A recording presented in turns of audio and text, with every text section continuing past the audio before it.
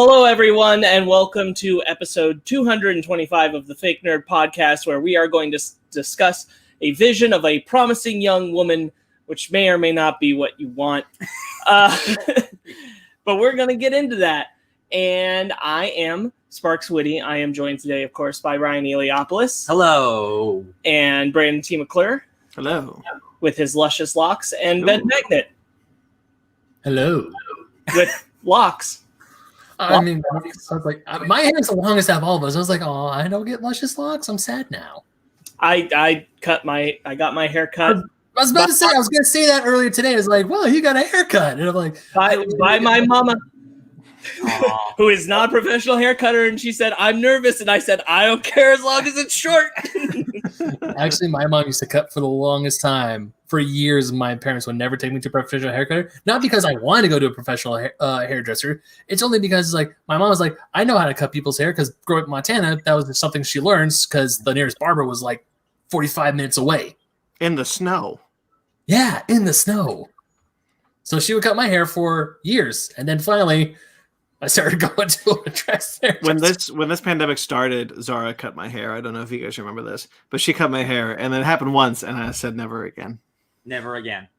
That's why I'm sure I don't remember if it was good or bad, but there's a reason people go to school for that kind of thing. Yeah, because the style takes effort. We did the razor on everything, and then just like tried to make the top even, and that was the end of the day. There you go. And I was like, it's not in my face. I don't give a shit. Yep. This is driving me crazy. No. Oh, dude, yeah. So one time, my brother cut my hair, and this was back when he was like in middle school. I was in high school. He was in middle school, and he had like those razors those straight edge razors that help you. I don't know. And I remember he was like, "Ben, I want to cut your hair." I'm like, "No, let me cut your hair." No, I'll let you do. I'll let you. He'll like give me something. I forgot what it was. I'm like, "Okay, fine." And then right in the middle when he was cutting it, I heard this. Uh-oh.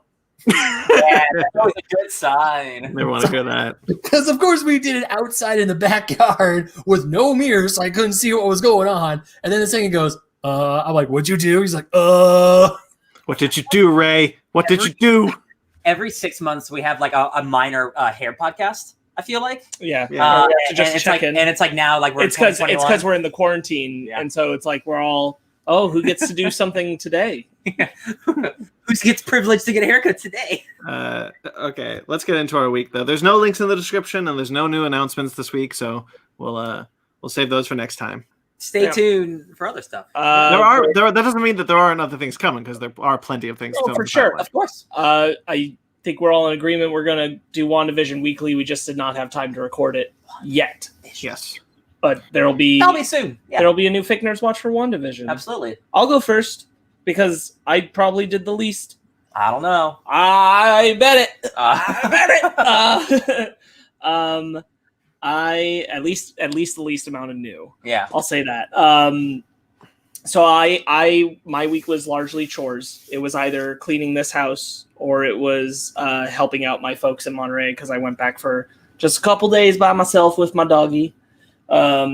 Because there were original plans about what was supposed to be happening this week, and I was going to at least see my mom during that time. This turned into just, I'm going to come take down Christmas decorations and hang out. But during that time, obviously got my haircut, as I mentioned, but I also got to spend some time with Jeremy Bellucci because he lives in that same bubble, so I'm able to spend time Suburban with him. proctologist own Jeremy Bellucci? Yeah, Suburban proctologist own Jeremy Bellucci, where we spent hours mapping out the future of that show. There's a lot of stuff that we talked about, a lot of stuff I'm excited about. I am currently going to be working on an outline for the episode after the next one, and we're final drafting the next episode. I also recorded lines for that next episode. So more Suburban proctologist in a more reasonably consistent capacity coming soon. I love it. Gilmore Girls, I watched it off and on. I also watched some of the last episodes of most of the CW shows from last season because the pandemic made it so it had been so long, and those shows are starting to come back that I didn't remember what happened anymore. I'm way out of that bubble, so I just I decided to pick it up about 2 episodes back on each show, 5 episodes back on Legends. and Legends is stupid good. I don't. Did you guys ever get far enough to meet Gary? Gary is this bespectacled, nerdy, like super fan of the Legends who worked for the Time Bureau. He ends up being on the ship. Okay, well he went from like a bit character to a now series regular, and he's just like this bag of neurosis who like has a crush on John Constantine and wants to study under him and all that kind of stuff. Is Constantine still on the show? Yep. Damn it. So, dude, this show is the sequel to the Constantine show. Where I maybe need to start. I got something. Astra's on the ship at the end of the season. Yeah. It's dope. Anyway, there was a whole episode that I forgot to even detail about because all the stuff that was happening when the show was ending. But there's just a whole episode where they had to go on a trip to hell with Constantine, and in the next episode, everybody's like acting weird and they don't know why, and they're doing weird things, and they find out that Gary's therapeutic dog is actually a rescue he pulled out of hell. And so it's a hellhound that is telling everyone to do terrible things. And that show's just wild. Anyway, so CW, I really appreciate that Legends started off as like this kind of sort of serious show, and then just kind of like, let's just do goofy shit. And they do, and the show is all the better for it because like it's pretty much moved to top shows are Black Lightning and Supergirl and Legends kind of bouncing between each other for the second spot, and that's the top of the CW, and just Flash has dropped and Arrow. And I want to intertwine real quick. Batwoman. I haven't played Assassin's Creed Black Flag in a couple of weeks, but I forgot to mention the main reason I replayed that game and I was so compelled by it. The main voice actor is Matt Ryan. He's the main character of the game. Oh hell yeah! And so like it's just him on a pirate ship going, release all the sails, she can handle it, and I'm like, yeah, she can. The other thing is like Matt Ryan is clearly having the time of his life playing Constantine on Legends, especially as like it's gotten sillier and sillier and gone farther along. Yeah. There's one whole episode where he pretends to be Jack the Ripper because he had to incapacitate the real Jack the Ripper to be part of a murderous historical hangout gang that includes like Brutus. And it sounds like comic book like Doctor Who. It's good, like in a way. That sounds all right. Doctor Who is not far off from a frame of reference anymore because like they're all doing history. That's really what it is. Yeah. Well, and just like the comedy, like the comedy tone is much more in the Doctor Who realm than it is anything else on the CW at this point. Dragon Ball Super came back while we were away, which was a really good chapter. The comic, not the show. Comic, yes. I think we would all know if the show was back. The comic came back this week while we were away. It's one of the few things I had time to read because it was all about chores, and I only wanted to spotlight it because Vegeta started trending on Twitter for a very specific reason that's super exciting, which is that Beerus has revealed that Ultra Instinct is not the only technique of the gods. And it has hinted at the possibility of teaching Vegeta a different technique, which is super dope that they have revealed that Ultra Instinct is just one thing gods can do, not the only thing gods can do. Yeah. So everyone's like, oh, Vegeta's got his chance. He can still surpass Goku. It can happen. It's about damn time. It's very exciting. Not a lot else really that I can say. Again, like it was just a week super consumed in travel and chores and getting ready for applications for internships and schools coming up and all that kind of stuff. So I just didn't have a ton of time. We played some games. There were video games. Fortnite I'll mention just because they brought in a Terminator pack as well as Predator dropped this week. The Terminator one is very lovingly done. That super duper looks like Linda Hamilton in the game, which is incredible. I saw a T-800 do the Doja Cat dance. And I'm like, I just can't believe this is real. This is so dumb. Video games rule. Video games do rule. Yeah. We all watch WandaVision, but again, I'm not going to say a lot about that because we have decided we're going to do an episode about it. And then the only other thing I'll bring up is that we all talked about Kaiju Ramen on an episode that will drop this coming week. Where we did an interview with those guys, and that was a great episode. And if you want more of the inevitable Kong Godzilla talk that comes later in this episode, go to that because we definitely did it there. Absolutely. That was a very fun interview, and I'm really happy we did it. Oh, you know what? I will mention one other thing. I'm still doing my kind of like, I'm still steeped in Star Wars, even though I didn't do like reading of the comic stuff. I think this is going to keep going for a while, basically because you guys know it's a 6-hour drive between here and Monterey. That was basically swapping between two podcasts. One is, again, like I'm just in Force Center where Force Awakens just came out. So they're talking about that. And I'm just going through Force Center's feed. And then I switched over to A More Civilized Age, and I've almost caught up on A More Civilized Age, which is wonderful hosts from Waypoint, past and present, and one other person. And I really appreciate those two perspectives because you get Force Center where it's like the hardcore Star Wars nerds, and you get Waypoint where it's some of them haven't even like seen all of Star Wars or that kind of thing, and you know they have but they can embrace what they love about it, and they can also be critical of it. And I'm getting like both of these feeds into my brain, and I'm really enjoying it. So I recommend both of those shows, especially A More Civilized Age, because I think even if you don't agree with them, it's engaging conversation. Because I certainly don't agree with everything they say, but I'm super engaged in it, and it's really fun to listen to people like going back through the prequels. I think Natalie Watson, who's on it, had this fantastic take where she talks about how Episode 2 Attack of the Clones would have been so much better if they just really realized that. Like fully realized what it seems to her is that Anakin was meant to be the audience insert character. And if they'd actually gone for that, how Attack of the Clones could have been much better, and hit the real notes of like Anakin being a representation of criticizing the Jedi Order, and like you wanting to like agree with him and root for him before he falls apart, and see that the Jedi Order is really what failed him and all that kind of stuff. And I think it's a wonderful conversation. So I highly encourage it. Anyway, that's me. I'm done. Ryan, since you're on the screen, I'll go next. I spent most of my time in a bunch of fake ass fantasy worlds because I watched just hours and hours and hours of Critical Role and Dimension 20, which are both live Dungeons and Dragons with like famous people, famous comedians and stuff. They're both very funny, but Dimension 20, it is the guys from College Humor. So that show is hilarious. That is like a comedy show Dungeons and Dragons thing. That is, I love Critical Role. They're fantastic, but man, Dimension 20 is like, yo, these guys are killing it.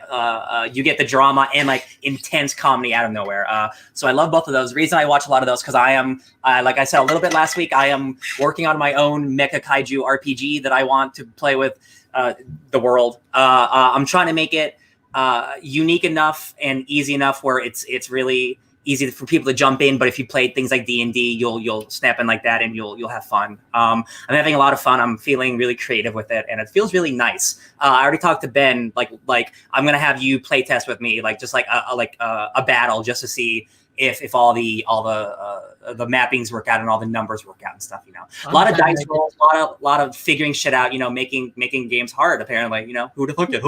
I again have any reason to use like the 3 sets of RPG dice that I haven't touched.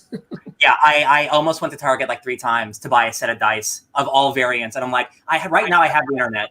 I have the internet, and it's like literally you can roll a fake die on the internet. It's cool. So while we're digital, I'm working on this thing. There's this video game called Tabletop Simulator on Steam, and it has the biggest community of board game fans in the world. And I'm not exaggerating. Every single board game you can possibly think of has been recreated digitally in this thing with every single piece and every single card. And that includes every type of mech game and battle mech and battle tech and all these games. So I have hundreds of pieces of digital models, and I'm creating a little map so we can play digitally together. I am having so much fun. I can't wait I want to make something of it, like for real. And we'll see that in who knows how long. But that's literally mostly what I did. I watched the movie for Downright Annoyed, but we didn't do it this week. So check back next week. If I think of something that I did, I'll remember it halfway through the podcast. Ben, why don't you go next? Because you and I both got injured, but you more significantly so. Yeah, so guys, appreciate your extremities, because when those get hurt, they suck. So Monday night, I was at work, and a piece of equipment it's a rolling piece of equipment. It's not super heavy, but of course it was full of things, so it was heavier. It rolled to me. I was moving it so another guy could help me load another thing, but my foot stopped, and then this piece of equipment rammed right into my left foot and hit my big toe. So of course I thought, okay, I just stubbed my toe out. It really stung. I wanna real quickly pause you. Don't describe it in detail because you did on Instagram, and I didn't appreciate that. Oh, sorry. Yeah. So let's just say my toenail got messed up, and I was taken to the doctor, where for the very first time in my entire life, in my 30 years on this planet, I finally got stitches put in. So they had to stitch my toe up, and I have been out of work ever since. It was silver linings, though, right? Oh yeah. So yeah, silver lining. I don't have to go to work because of my job. I have to constantly be standing up. The doctor said sitting work only, and then when I went to work, said, yeah, that's what they say. It's like, we don't really have sitting work, so you can just go home. I'm like, will do. Nice. So don't mind if I do, sir. Yeah. I went to the doctor last Friday, and my next appointment is this upcoming Friday.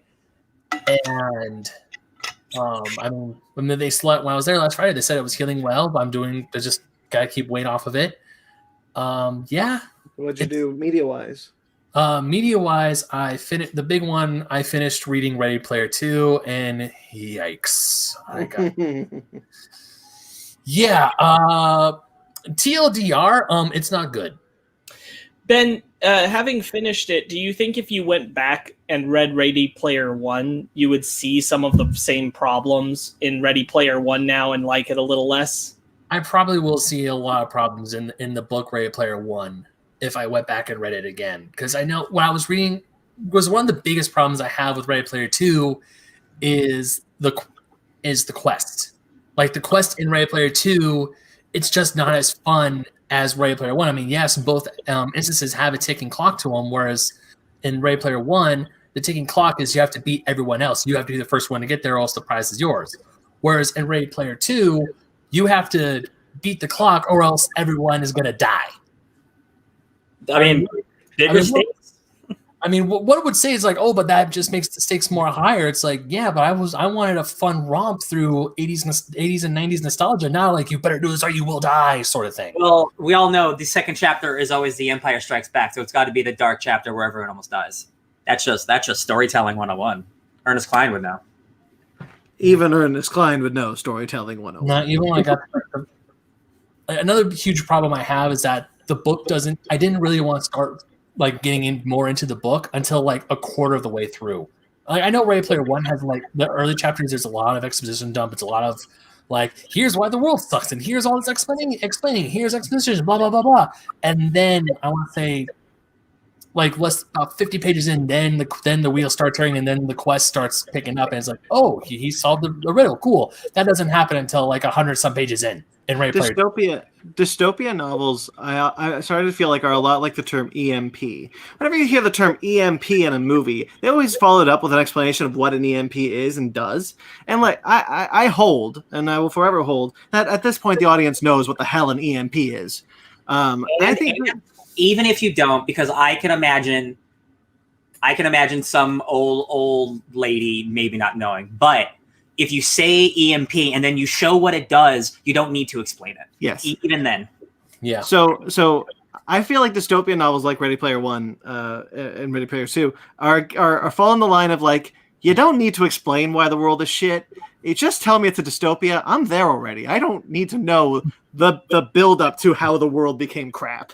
Yeah, that's another reason why I don't. Another thing that bugs me about Ready Player 2, it's that after Wade and his friends won the contest, like, hey, we have money to do stuff now. The only one who's actively trying to save the world and help it is Artemis, whereas Wade, H, and Shoto don't give a damn. And I explained a lot of the plot to Brandon when we were playing games where we were waiting for Sparks and other friends to go on. There's a whole plot. There's apparently a whole plot in that book where the main characters are just like, let's just leave Earth. It's like a tiny little subplot. It's just like, what the hell? Yeah, I got it for the movie. Spielberg won't direct. Yeah, I got issues. With this book, and everyone does. I'm gonna put a post on our website. Stay tuned. Yeah, stay tuned. I was actually supposed to write it today, but after we were done recording, I think I had a splitting headache and I needed to take a nap. I feel better now, which is good. Besides reading Ready Player 2, I've also been playing more of Hyrule Warriors with Fanny, and I've also playing a lot of Link's Awakening. I haven't really touched Mario Maker 2 for a while because I'm really close. I'm like on the 6th dungeon, and there's only 8 dungeons in Link's Awakening, so I'm getting through that. Link's Awakening is amazing. It is absolutely adorable. I am so glad I got it. You know, it's not like a criticism of the game. It's more like a criticism of Nintendo, because when this game first came out, it was $60, and people were like, "But this is a remake of the Game Boy game. That's like only 13 hours long. Why have we had to pay full price?" So Nintendo, I kind of want to wave my finger at, but all in all, it's still a solid remake. It's a solid game. The music is awesome. I love the art style. I love how cute everything is. Even the things that are trying to kill you, they're kind of cute. And it's just one of those things where I'm walking around that I love about top-down Zelda games like Link Between Worlds, which is arguably my favorite Zelda game, where you go around the entire map exploring, finding little secrets here and there. Mm-hmm. And just when you find something new, it's like, oh, this is awesome. Or when you get that item, it's like, oh, now I could get that heart piece I found way back over by the beginning that I couldn't reach for the love of God, and now I have a thing to get it. It's awesome. Nice. I love it. Yeah. So Link's Awakening, Hyrule Warriors, awesome, fun. More shenanigans in that game, which I still really enjoy. It still makes me want to play Breath of the Wild again. This week, I'm probably going to just split my time more between Mario Maker 2 and Link's Awakening because I want to play more Mario Maker and maybe build a level for once because I still haven't done that yet. Media-wise, I was actually able to play video games with you guys on Friday, which made me super happy. I mean, Predator. I mean, yeah, busting your toe sucks, but at the same time, it's like, hey, now I get to stay home and play video games with my friends. Real quickly, that Predator game is so wild to me because twice now Ryan and I have just like gone into Predator lore that's been introduced to us from this game, being like, "What are the Hish? Oh my god!" Yeah, there's some cool like book lore, and not like comic books, like actual books, lore about the Predators and the aliens, and it's like they never really touch. And it's cool, like when video games are like, "Hey, remember this weird shit?" And I'm like, yeah, thank you for this gift. Now we know. There's this thing called the Alpha Predator, which is apparently a NECA creation and not actually a character from a book or a comic. And he was from the Hish, and he defeated the Hish who were enslaved. Like, oh my god, wait, they weren't always the Yautja? Yeah, it's a thing of this, like, he looks like a predator, and he has like a weird mask on, but his skin, it looks nothing like a predator. It looks like it's like the white skin of like the Prometheus people. Yeah. And it's like they adopted the Predator's like mentality. It's so weird. Real quick on a similar note, I have to say I am really impressed with how much Yautja is being used colloquially. And I'm like, look, I get why Predator Hunting Grounds has it. Fortnite has it too. Yeah. They call the Predator's pickaxe weapon, which is his blades on his wrist, the Yautja blades. And I'm like, I even Fortnite is saying Yautja. Fortnite gets it, man. God, I want more Predator shit, man. The Predator have a great lore. Yeah, just while that looks different from every other movie we've had. Yes, I want period piece Predator. Now, while I was playing the game, because I was doing the tutorial while everyone else was getting ready and setting up, and just hear Brandon and Ryan going, I was like, man, there's so much lore. I'm like, that's nice. Nice. No, I'm just glad you guys, because I mean, hell, every time on Friday nights or whenever Sparks in our text thread goes like, who's down a game? And I'm always at work. So I'm just sitting there looking at the messages like, it's like, hello, darkness, my For those longtime listeners, you probably remember our Predator episode where we went through all the Predator films. That was when we discovered that the Predator species was called the Yautja. So like whenever it comes up, we get really excited. Like, oh my God, they know it too. I brought up the Fortnite one because I'm just impressed that they're putting that out there. So like, there's going to be a shit ton of people that are reading that. They're like, Yautja, what? Dude, think of how many children are going to grow up with being bigger nerds on Predator than like the adults who watched it. Like, yeah. That is amazing. Dad, did you know that they're actually called the Yautja? Yeah, like it's Arnold Schwarzenegger. Oh, the Yautja? Hey, son, you want to come watch Alien vs. Predator? I think you mean Xenomorph versus Yautja, Dad. God, I love it. Oh, jeez. Oh, man, that's funny. Anyway, Ben, do you have anything more? Media-wise, no, that's pretty much all I did. It was just recovering from getting hurt, going to the doctor, and reading and playing video games. So what I'm hearing is, Ben, you need to play more video games this week. Yeah. I mean, I got the time now. That's what I'm hearing. I got the time now. Might as well. I'll go next. I'm the last one. I'm the last one standing. So of course, so I also got hurt. Sparks made the witty remark when we texted him, being like, "Fake nerd boys are getting a real whooping this week." So right when I found out that you had injured yourself from Zara's text, I just had a near miss from injuring myself. I had to take a dead branch off a tree in front of my parents' yard. And it's not like a little branch, big branch. And the only way I could get it down, I realized once I got up there, was I had to just push it and swing it. And I knew there was a decent chance it was going to come down and clip me on the left shoulder. So I just leaned to the side, and it got close enough that people who were standing behind me were worried it did get me. I was almost me too. I hurt my back really bad, really messed up, and it still hurts. So if I'm wiggling a bit, that's why. But it allowed me to just lay on the couch and do nothing all day. Except when I went to the comic book store with my cane, hobbling to the comic book store to get my books. I remember when these were a quarter. I don't mean to be rude, but how is that different in quarantine time? Well, you see, I could normally get up and do something for myself. Oh, I see. Yes. This time I could not. But hobbling around with my crutches again, not fun. Yeah. Also, Brandon, remember the time when I busted my leg in college? Yes, I do remember. This very few times do I wish my grandfather was taller, but because I use my grandfather's cane, I don't have my own. Why would I? I'm 30. But I use my grandfather's cane whenever I'm really super injured. It's like he was a short man, so it's kind of okay. Anyway, but I did do a lot of stuff. I watched The Last Starfighter this week. The 80s film. First time?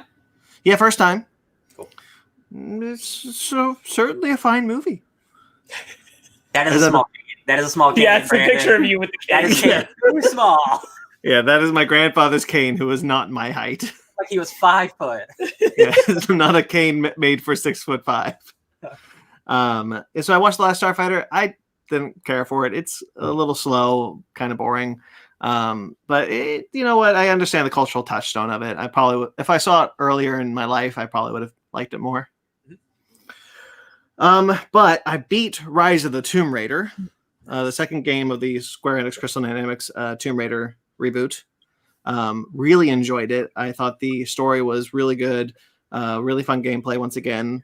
And before I started Shadow of the Tomb Raider, I wanted to kind of get a sense of what Lara Croft used to be, because I never played those original games. I never watched the original movies. What I know was from the zeitgeist. Mm-hmm. So I'm not going to play those original games. So I decided to watch the Angelina Jolie films. You should have just played the original games, Brandon. I know they're probably bad adaptations, but I wanted a sense of what did people like. Lara Croft was a male gaze type icon, and now she is a woman empowerment icon. And I think that's really cool, that transformation. So those movies are really bad. Yeah. Those Angelina Jolie Tomb Raider films are awful. The first one is kind of stupid fun. Mm-hmm. Daniel Craig's in it with a really shit American accent, like really stupid shorts, and he's really funny. Ian Glenn is the bad guy, and he's really menacing. Yeah. But it's honestly like Indiana Jones mixed with James Bond, Pierce Brosnan, James Bond, by way of XXX. Literally everything you said, that's all correct. Yeah. That is literally, James Bond was still hot because of Pierce Brosnan. Yes, everything you said is exactly that. Yes. Yeah. It is. Mag says it's missing dinos. Yeah. I was surprised that there were no dinos. Yeah. It's so like it's really stupid to kind of like it's early 2000s like you know, it's that movie and awful to watch in today's day.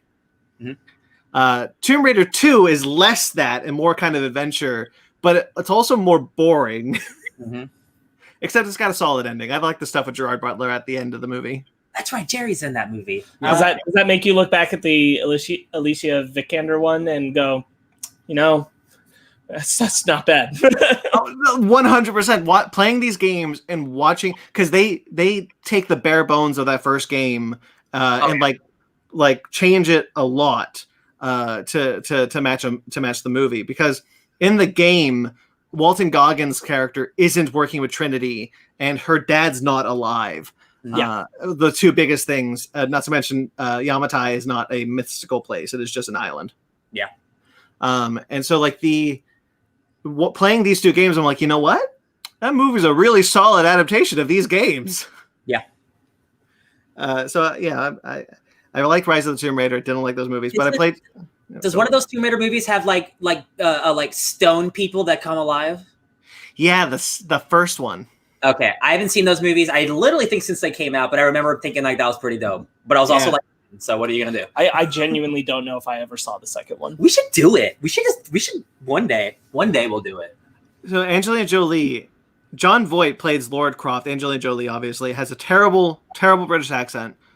John Voight has an even worse British accent. Oh yeah, all right. And the stupidest little mustache you've ever seen in your life. Anyway, that's enough of that. I started playing Shadow of the Tomb Raider after that, and I'm having a blast. I think that game's really great. Cool. The voice acting has always been a problem for me in the first two Tomb Raider games, and it's not necessarily the actress's fault. I do think it's voice direction. The voice direction and the voice acting in this third game is leagues better. It was like night and day. Like all of a sudden she's emoting, and I'm like, oh shit, an emotional character finally. I love it. So yeah, I did that. There's also no character development in those movies. Whatever. I watched Lupin the Third, Castle of Cagliostro. It's the Hayao Miyazaki Lupin the Third film. It was in a Lupin mood, obviously, because we did the latest film last week. That's Cowboy Bebop. Shit. That is Cowboy Bebop. My life. I was like, I recognize that. Yeah. I really enjoy it. It's a very different movie than the recent one we saw. It's not an adventure. It's definitely a spy thriller, and it's an old dub, and you can tell it's still really solid. Beautiful animation. Hayao Miyazaki's animation has always been gorgeous. No surprise there. But I watched it and I was like, I really like that latest movie when I bought it. Lupin is not a character bound to like very specific genre. Yeah. He is pulp. He is a pulp character in every sense of the word. I think of like when I was telling Megan this, like whenever I think of like old radio program characters, like Boston Blackie or no, not necessarily that, but like Captain Friday. These kind of guys, they would have stories where one is like an Indiana Jones style adventure, and the other is murder mystery where they have to solve a crime, and the other is completely a heist. And like Lupin fits that entirely. Like he switches between those kind of narratives easily. So not everything is always an adventure. Not everything is always a detective case. The thing that kind of was disappointing to me is that it wasn't as goofy as the latest film. Like the inspector is in it, but he is very toned down. He does not burst through a door like Lupin with like a bunch of people jumping. He doesn't do that. I'm like, I'm really bummed that I'm not seeing that again. Yeah. There's Lupin is a vast series. There are still other places you can go for that though. I'm sure. And I like it. I want to see more. So I'm hopefully going to start consuming more Lupin. Cool. I love it. I watched the remake of Clash of the Titans this week. If only you did it like 2 weeks earlier, Brandon. I know. I've been meaning to do it for 2 weeks because of your of your thing. And like what happened exactly was that Ryan was you were doing Downright Annoyed for Wrath of the Titans, the sequel, and you were watching Clash of the Titans beforehand, and you were tweeting about it. Yeah. About all these really cool things, and I was like, oh shit, yeah. Oh shit, yeah. Yeah. So I decided to watch it again, and man, that's a good time. I think that's a good time. I won't call it a great movie, but that's a good time. Yeah. That's a adventure movie. That is just pure fun. Like that movie gets, I think, more hate. I think it gets better the further away we get from its release. I think so too. There's a lot of stuff that you can tell with the Greek gods because they cast so many prominent actors as the Greek gods. Dude, that movie is like the most star-studded cast ever, and like like half that stuff just isn't in the movie. It's like, man, that movie was gonna be like 3 hours long, and they're like, no way, Jose. I think the imagination at play in the movie is well worth it if you want to return to that world. It is very imaginative. There's a lot of really beautiful practical effects. Like Liam Neeson and Ralph Fiennes play Zeus and Hades. They're pretty great. Yeah, absolutely. And I did it because I wanted to rewatch Wrath of the Titans, and so I was like, "Oh man, I'm really enjoying Clash of the Titans." There's a Jin in Clash of the Titans who explodes in Medusa's tail. Jesus, he's made of wood and he's a Jin and he commands giant scorpions, and I'm like, yeah, sure, that's what's happening in this movie. Yeah. Great, thank you. And then no explanation. His heart is a bomb, and you're like, yeah, all right. Yo, it's magic. Heart's a bomb. Magic. And like Mads Mikkelsen has a really great character arc in that movie. Mads rules. Yeah. I forgot Mads was in that movie until I started watching, and I'm like, oh, he's the second lead. There's a lot of actors in that movie that I didn't realize. Nicholas Hoult? Dude, everyone's in that. Yeah. Yeah, Nicholas Hoult is in it. The Medusa scene is a bloodbath, and most of the characters do die kind of like inconsequentially, which is a bummer. He hasn't seen it. You haven't seen Clash of the Titans? That's why I was going to Ben like... Yeah. You haven't seen either Clash of the Titans? No, I saw the remake Clash of the Titans. Same basic premise, without the skeletons. Yeah. I mean, I saw Clash of the Titans, the first one. I haven't seen Wrath of the Titans. Okay. Wrath of the Titans rules, and I will die on the hill that is a good movie. Yeah. Yeah. I think Wrath of the Titans is awesome. Look, I tweeted about it. Hey guys, how many movies have you seen with a dude riding a black flying horse, fly into a volcanic titan with a lightning spear and blow him out the side of the neck, while Liam Neeson and Ralph Fiennes were using their combined electricity and whatever the hell Hades' power is to fight this? He throws thunder punches and shit. It's cool. He throws thunder punches. On Downright Annoyed, like, I'll real quickly say, like, we don't get a lot of Greek mythology movies or TV shows, right? So, like, I gravitate to, like, even the ones that aren't great, but, like, I think this remake franchise got unfairly criticized because it was one of those movies coming out when so many remakes were happening. And again, yeah, the first one's fine. We think it's probably better than fine. I think it's good. But that second one's legitimately like a good movie, I think. And just nobody saw it or cared about it. Yeah. And I tweeted about it. I was like, is it too late to get that third movie? Because they wanted a trilogy. Oh, yeah. No, that's dead. Sam Worthington's, he's dead. Lily James is in it. Avatar. Lily James is in it, who's now a major star, and she like prays to Ares, and Ares kills her. I was like, oh my god, Lily James is in it. Oh, bye, Lily James. Yeah, she's in the movie for 7 seconds, and I'm like, 10 years ago was a long time. Wow. Yeah. Just like there's a sequence in it where Zeus is about to die, and then Hades gives him like the rest of his power, so that Zeus can like come back to the living again. And they're just like, hey. It's like if you die again, I can't stop the death. And Zeus is like, well, let's go beat our father. And Hades like, I might be too weak for that. Then we'll go out swinging. And I'm like, hell yeah, you will. Let's go. Yeah, it's cool. It feels like it's proper epic. And like I don't like to use that word, but like it really is like it's a Titan versus a bunch of dudes and like a dude on a horse. And I'm like, I've never seen a Titan on screen like this before. Like we don't get this. We don't get this. And luckily it's cool. I really liked Wrath of the Titans rewatching it. I haven't seen either of them since I saw them in theaters. I think that franchise is good, actually. One day we'll do something about it. Yeah, maybe on Miscellaneous should that ever come back. Spicy. And I watched Captain America: Civil War, kind of going through I'm doing like a WandaVision marathon of like the 4 movies that Wanda and Vision are in. So I'll watch Infinity War and Endgame probably this week, which I haven't seen both in a very long time, so that'd be fun. And then I decided I finished the first season of the Tangled animated series. There are 3 seasons. There are 2 seasons left. That show's really good. It's a really good follow up to that movie. Yep, that's true. There's a lot of really great stuff with like just her family and dealing with that. And then there's one of the best villain origin stories I've seen on TV in a long time. Because he starts out as this like really cool good guy, and then he slowly descends into villainy. I'm like, hell yeah, that's pretty good. Some episodes are musical, so that's fun to kind of get back to its musical roots. That's nice. Some good music. And I started catching up on Jujutsu Kaisen, which Sparks has talked about before. Everyone's talking about that show. Like, it's good. I think I just got to start. I think you'd like the it. zeitgeist. I think you'd like that. If you don't mind dub, it's on HBO Max dubbed.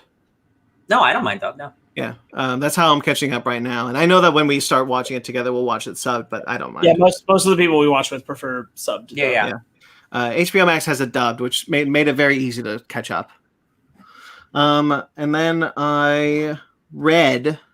Actually, I'm really proud of this. I read all my comics that I picked up this week. I've been dealing with some stuff in my head about comics, about my interest in them, and I'm forcing myself to read a lot of them. And I was really happy that when I picked up all the books that I was reading this week, I was all caught up on all those series. That was really nice. And it was like, it was all the X-Men books and the Future States and the more that I can't name at this point.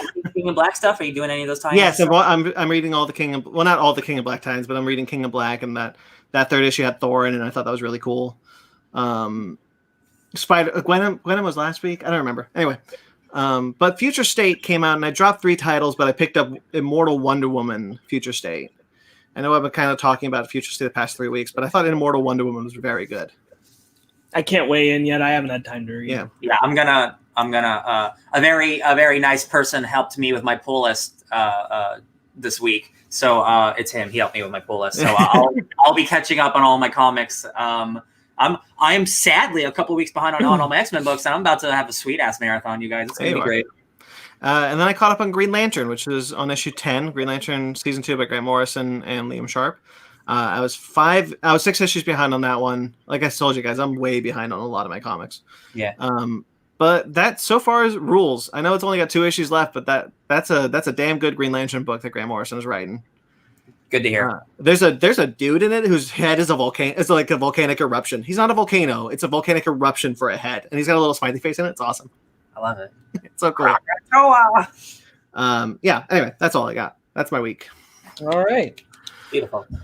So let's go into our bread and butter. I almost forgot that we do this now. Here we go. Bread and butter.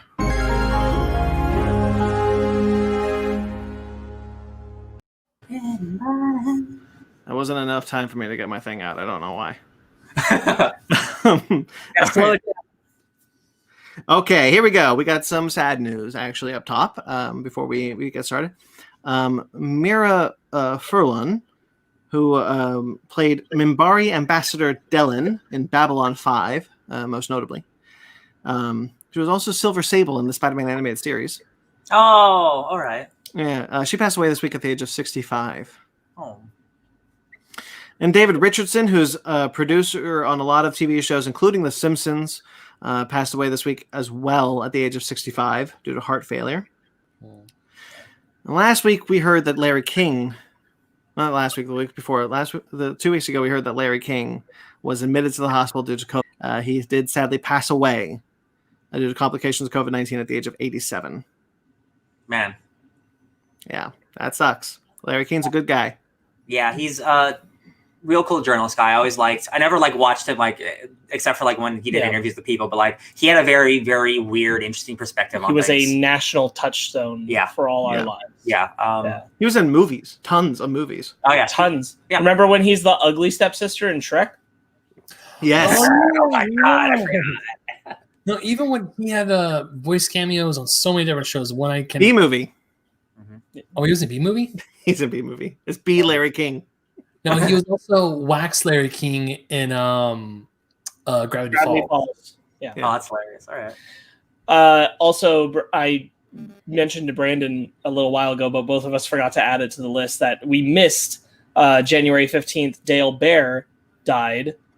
He was a Walt Disney Animation Studio character animator. He designed a whole bunch of characters for things like The Rescuers, Who Framed Roger Rabbit, The Lion King, Tarzan, Treasure Planet, Emperor's New Groove, Princess and the Frog. So you've seen his work. Yeah, he passed away at the age of 70 to complications with his sclerosis. So lots of sad news. I just wanted to bring that one up because I remembered that I saw it. I forgot to tell Brandon, and then I just totally forgot about it. And then I remembered again, and then I forgot to add it to the thing.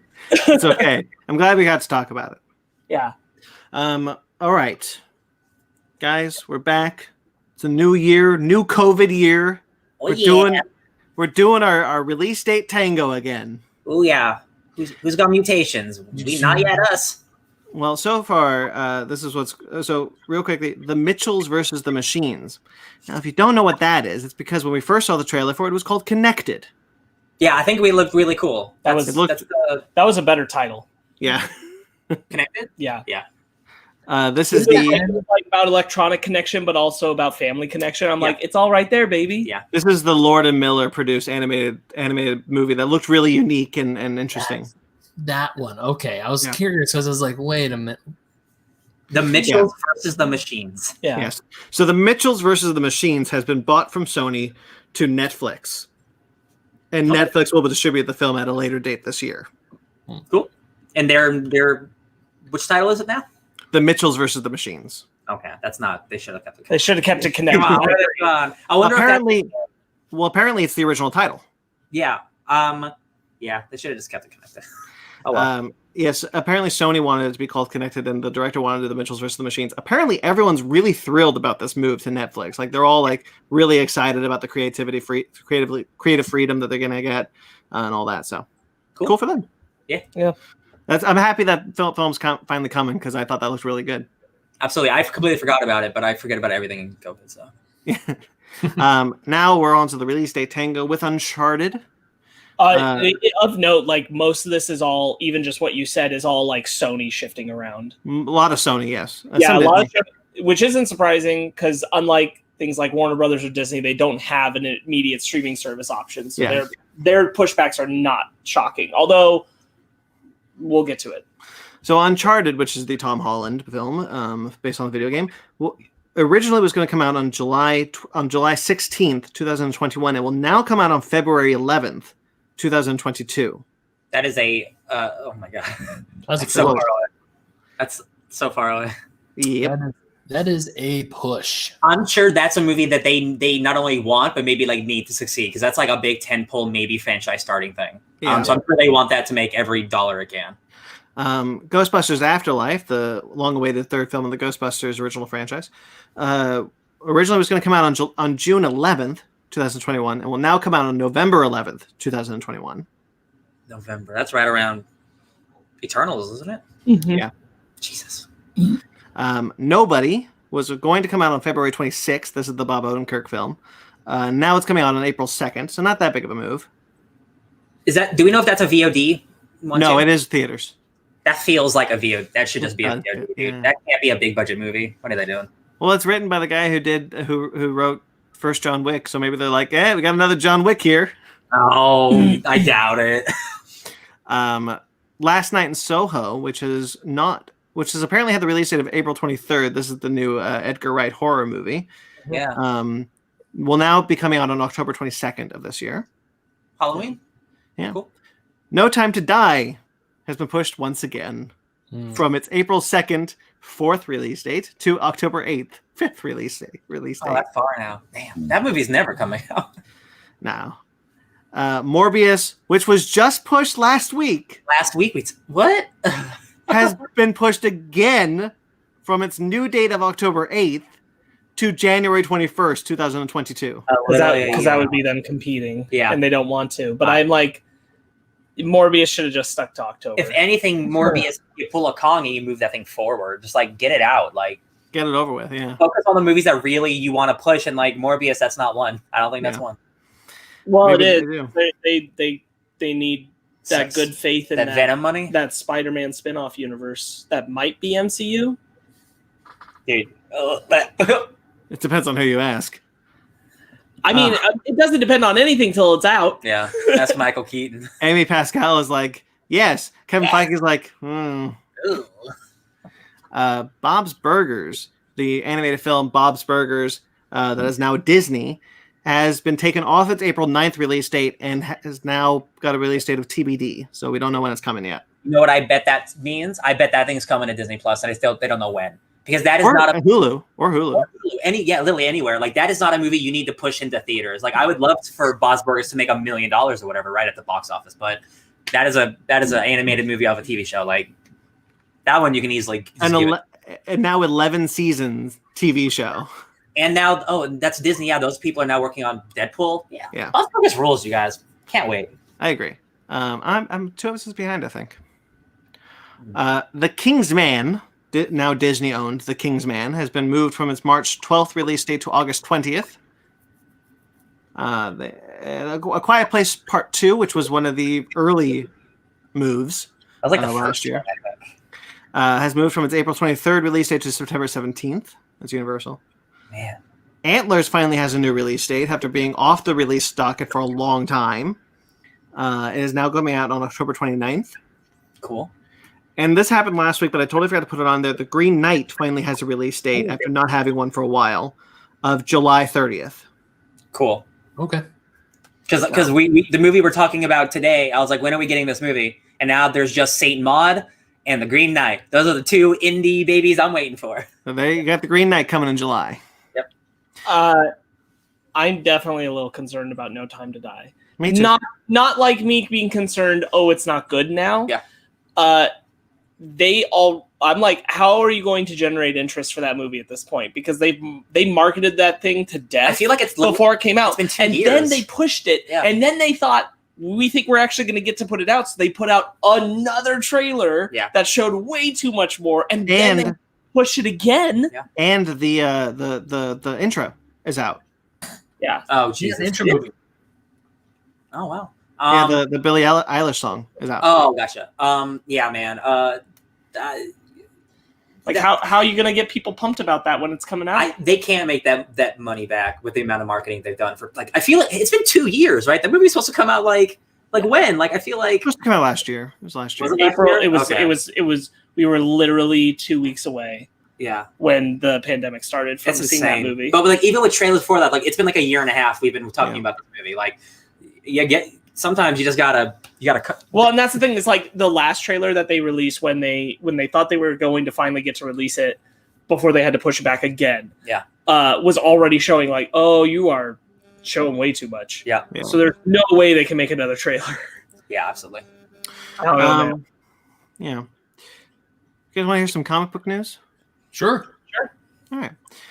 The Old Guard, recently an adaptation on Netflix, is getting a third comic miniseries called The Old Guard: Tales Through Time. This is actually going to be an anthology series set in the world of the Old Guard. We'll explore the lives of various immortals spanning decades, such as feudal Japan and World War II. The people working on it are people like Brian Michael Bendis, Kelly Sue DeConnick, Matt Fraction, Jason Aaron. And then on art, Michael Oming and Valentine Delandro and more. We don't know who else, but that's the creative team this time around. Into it. Yeah, that sounds cool.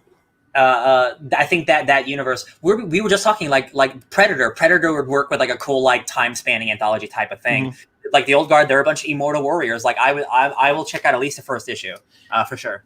I have never been more hopeful about Predator's future than that it's at Marvel right now. Isn't that crazy? Because we might finally get that kind of lore. I love it. God damn you, Disney. I hate you and I love you. We should be hearing about a Predator book soon, I think. 100%. Yeah. Tell me it's an anthology, baby. Oh. Tell me it's a time-spanning anthology. Put that in my name. Many years ago on this podcast, we did a book club from Sparks called Beast of Burden.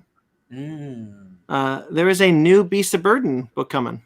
Yeah, there is. Oh, should we be worried? No, I'm excited. Oh, okay. Evan Dorkin is putting out a new Beast of Burden called Beast of Burden: Occupied Territory with Sarah Dyer. It's going to be a new 4-issue miniseries. Most of them have been 4-issue minis. And I'll just read the solicitation because this sounds really cool. An elder member of the occult battling pack of wise dogs recalls a harrowing mission in U.S.-occupied Japan after World War II. A mysterious curse creates an army of crawling, disembodied heads, which threatens to overwhelm the region. Emery's and a team of canine companions attempt to solve the mystery, bringing them into conflict with shape-changing tanuki, evil oni, and a horde of vengeful demons. A period piece, a psychic dog comic? Yeah. Yes, please. Yeah, seriously. I think that comic series rules. I love Beast of Burden. Yeah. Evan Dorkin's cool. Yeah.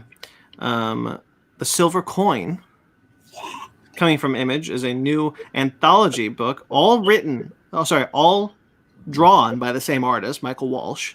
It's great. He is the connective tissue.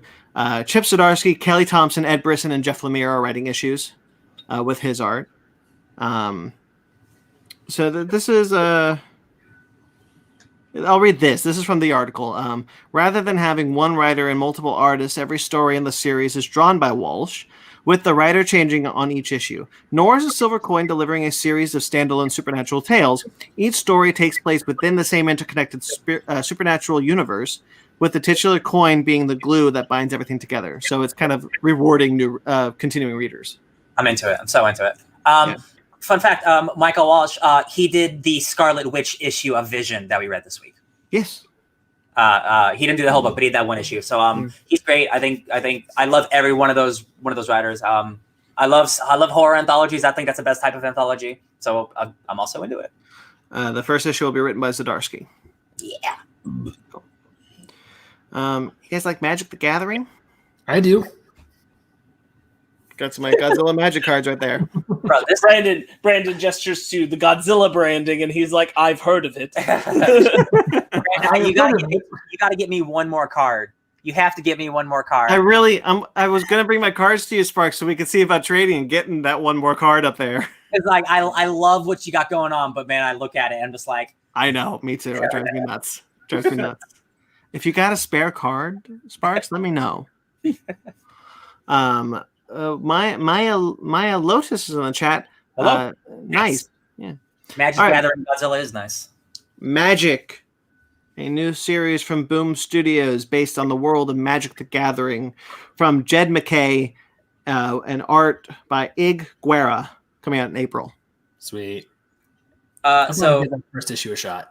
Yeah, you've played Magic, right? I know. We've all played Magic at the various degrees, but I've never, unlike the lore of like Pokemon, Yu-Gi-Oh, all those things, like I don't know a goddamn thing about Magic the Gathering lore. Like I know there's Planeswalkers, I know all that shit, and I know there's a huge, deep lore, and I've never done it. So I'm gonna read this and try to get into it because Jed McKay, he's the writer of Taskmaster, he rules. I'm here to tell you that it is not all hit.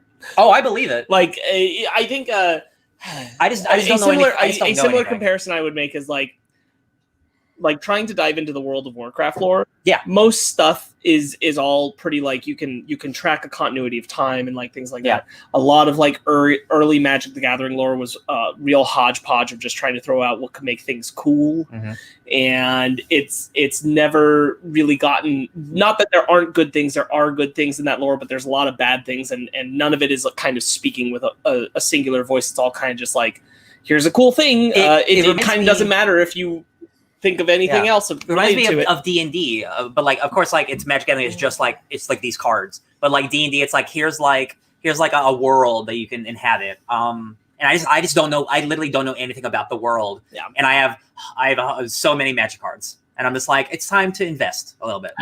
I remember I bought a fat pack when Dominaria first came out, which is like a fat pack's like 10 boosters and a bunch of land cards and a dice and like a polygon die that you can use as a life counter. So I'm looking at it, I'm reading, it's like Magic is going back to the first plane when it was first created. I'm like, oh boy, there's a lot of lore this thing is in there. I guess I should be more clear. Like the lore itself isn't like such a mess and bad, but the books and a lot of the media that has been put out there to try to extrapolate that lore, most of it is like, when it's at it, like even those that are just kind of fine, they're fine because they're pretty generic and they're not really telling you things that feel unique or special. And it's rare that you get the gem that does. And I feel like that's why this book, it's got a great, hopefully this for sure. I just there's a lot of fantasy universes out there, and unfortunately, I don't think like as far as books go, Magic has had. Oh yeah, I'm not going to be reading Magic books. It ain't Warhammer, baby. Yeah. Oh no. This is not the first Magic the Gathering series. IDW put out a couple of comics for a while. There you go. All right. Okay. Some Marvel news.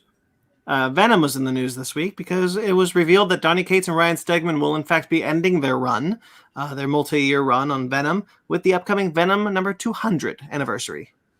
Man, that poor guy. He's like, I have 200 issues of Venom that I can write, and he kind of was right. He got there. It's a seminal run. Like, it's one of those seminal runs of the last couple of years. Like, I know we're all fans of Donny Cates, and that Venom is a book I don't think any of us really cared for up until now. Right. Like, it's I wonder if this is a thing of him choosing to leave. I don't think so, because he has said that this was always the plan to end with 200. Okay, then there you go. Okay, I figured the way he's talked about it for years, like he wanted to be on the book for like a Jason Aaron length of time. You know, not 3 years. He and Stegman have already been saying, like, you know, we know where we're going from here. We know what we're moving on to. There's a reason we're stopping Venom here to do something else. Cool. Every time he talks in interviews, he's always like, I had it exactly mapped out for like 5 years, and we're about 5 years now. And we're not at 5 years in Venom, my guy. We haven't done the podcast for 5 years. No, it'd be like 3 years. Like, he could have been over exaggerating. And I just remember I read a quote back when I was the highest of high on him, and he said, "I how long do you want to be on Venom? As I have a run for 200 issues, if they let me. But I guess maybe 200 is a little too much." Yeah. It is a little surprising to be ending, because there is one thread specifically that King in Black will not tie in, and it's that where did the Maker end up after the events of Venom Beyond? That could be the next book. That's what I'm thinking. I'm thinking that maybe they're leaving Venom and doing that story. Yeah. Cool. But yeah, I've been really liking it. I really like King in Black. So I'm gonna be sad to see that go. And I do think it's his choice. I think cool. This is like I told the story I want to tell. I love it. One of the quotes he said that I really liked, because he tied it into Daredevil. He's like, I want to turn Venom into something like Daredevil, where it's become a tradition that every writer of Daredevil writes Matt Murdock into a corner at the end of their run, so that the next person is challenging themselves to get them out of that corner. And he's like, I want to make Venom that. I want to write Venom into a corner, and the next person have to like the challenge to solve that. I am issues behind, but from what I'm hearing on Twitter, my favorite Venom might be coming back. So I guess I might have to start reading Venom again, maybe. I don't know. Yeah, he showed up in the pages of Venom, yeah. Yeah, I love Flash Thompson. Okay. And so does Donny Cates. It's his favorite Venom. He doesn't really like Eddie Brock that much. That's so weird. Isn't that weird? That's funny. Spider-Man Spider's Shadow. Speaking of Venom, a new Chip Zdarsky, Pascal Ferry joint. It's going to be a 5-issue miniseries. Spider-Man Spider's Shadow coming out in April. Basically, it's a what if. It's what if Spider-Man didn't escape from the clutches of the symbiote. So Peter Parker becomes Venom, essentially. Okay. Venom. Chip Zdarsky wrote I think the best Spider-Man story of probably like the last maybe decade, for real. Story, which we read on the podcast. It was this podcast, not the other one. But like that dude, I trust that dude. He also wrote Spectacular Spider-Man, which is a short-lived side story to Amazing Spider-Man. That was the Spider-Man book I was reading before it was really good. Before the Spencer. Before Spencer came on. Yeah. I love Zdarsky. I think that dude's incredibly talented. Like, he's one of those dudes where he started as an artist and he's just as good as a writer. And I'm like, that dude's so talented. It's crazy. I'm so upset I didn't continue with Daredevil, because I'm hearing nothing but amazing things about his Daredevil run. I'm reading it on Marvel Unlimited. Like, man, like that is very much like the Bendis era, like kind of like the Daredevil TV show kind of like mentality, but just what he's doing with it is just like peak of that shit. Like, he's so good. Guardians of the Galaxy is getting a new team lineup. Juan Frigeri will be joining Al Ewing on the creative team, but that's not the only team shakeup that they will get, as the Guardians lineup will expand to include Wiccan and Emperor Hulkling. Oh my god! For all you Empire fans there. Yeah, big time. I'm super stoked about that. Brandon, you caught up on Guardians of the Galaxy. Al Ewing wrote Empire so well, so having those characters come from there to Guardians is great. Yeah. I saw on Twitter somebody said the G in LGBT stands for Guardians of the Galaxy now, because now this team lineup, no joke, is mostly people of like diversity and like of queer descent and stuff. Because like Star-Lord is now canonically bisexual. Nova is bisexual. Moondragon's a lesbian. All of these characters, like Wiccan and Hulkling, are together and they're gay. Like, the entire team is made up of that diverse, like in crazy people. And I'm just like, Al Ewing is so, he's doing the dream. This is the dream. The most wild shit was with Moondragon, where she absorbed her parallel universe version of herself and became one character. I'm like, I don't understand what the hell that's what happened with Superman after the New 52, guys. Same thing. That's what happened. I didn't understand that either. Yeah. I think Guardians is not better than Immortal Hulk, but I think Guardians is a criminally under talked about book right now. That book is just as good as most of the other books. And I think all 3 of his books are killer. Yeah, Sword too. Yeah, I was thinking if they gave Al Ewing Avengers, it's over. It is straight up over because that dude would destroy that book. It would be so good. So he had an Avengers book before Secret Wars. It was that miniseries No Surrender, and it was the weekly book. No, before Secret Wars, Mighty Avengers. Oh, sorry, Mighty Avengers. Oh yeah, that had a smaller weird lineup though. That was more like street level stuff. He had Blue Marvel on that, and he carried that over after Secret Wars into Ultimates, which is another great title. Ultimates is awesome. That dude's never written a bad book. Good for him. I don't think so. But I mean, we've said it a lot. Like Marvel's mostly hitting it out of the park. Like if the name on it isn't Slot, it's pretty great. Yes. Well, you say that. However, Marvel did just reveal that the next thing is called Heroes Reborn. I know. I was walking into but I wanted to stress the point that pretty much any run right now happening at Marvel is kind of worth going through at this point. Absolutely. Yes. That's the last bit of news on comics. Is that Marvel has been teasing an announcement coming probably this week about a new whatever called Heroes Reborn, invoking that old 90s. They've released a bunch of pictures, and it just looks like a bunch of what if scenarios. It looks like a lot of Infinity Warp stuff where they combine characters, which is an event that they just did 3 years ago. Yeah. It's again we don't have enough information, so I'm not gonna super bash it like I did 5G because that ended up being Future State, and I really like what's happening with Future State for the most part. Mm-hmm. So until I have more information, I just see Juggernaut, Doctor Doom, and I see Heroes Reborn, and I'm like, I'm cool. I think we can just express I agree we should wait to know more. But the one thing that I know that you and Brandon and I are all in agreement on is that it is a confusing and most likely bad move to call it Heroes Reborn. Yeah, because it is calling back to a thing of the past that no one really thinks of fondly, unless your name is Rob Liefeld. The thing that helped bankrupt Marvel in the 90s. Yeah.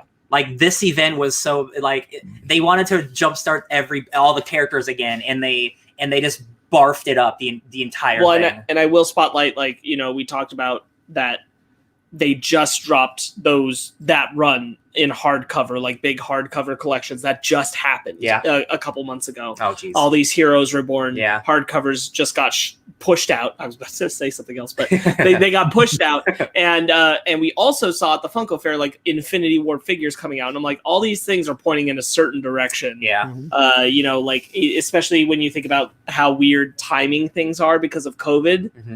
That when was Heroes Reborn supposed to start, and when were those hardcovers supposed to drop? Those hardcovers were probably supposed to drop when it was going to start. That's a good point. But they still just dropped them at their original time release. So I'm just saying, I think that they are hinting at that past, and I don't love that. Yeah. They the article that came out with the pictures, with the promo pictures of all the characters, does say what happened to the Avengers. So I don't know.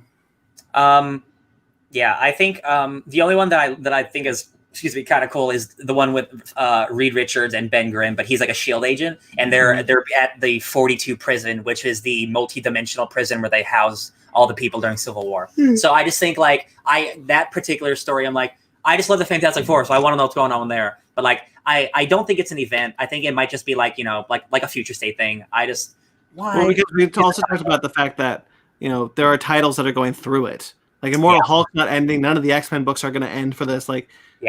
What is this? Is it an event? Is it a line? Is it just an imprint like DCU or It very much is something where I'm sitting here and I'm already saying please don't have some forced X-Men tie-ins to this because I don't want it. Leave them alone. Or worse, they'll do what they do with the Age of Ultron tie-ins where it's 13.au. So it'll be Avengers.xl or something stupid. I'm not. We see Wolverine in one of those pictures. Yeah, he's part of it's like Alpha Flight, but a generation of Alpha Flight. So whatever. Okay, kind of still Marvel, but we'll move into She-Hulk. the new TV series coming, has cast Jennifer Walters' best friend in Ginger Gonzaga. We don't know who she's playing specifically, but she's been cast. Heck yeah. Woo woo. Those shows are happening, guys. I can't believe it. We're spoiled. We're blessed. Oh, I can't wait. I was watching Civil War and I was like, man, can we get Thunderbolt Ross and She-Hulk?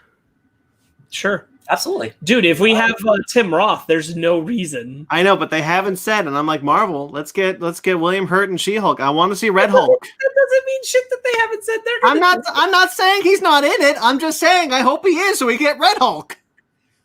As long as he gets to keep the mustache, because that's the dumbest part. I'm sure there's like 5 people we still don't know are in WandaVision. For sure. I'm sure. I'm just saying. I hope he's there.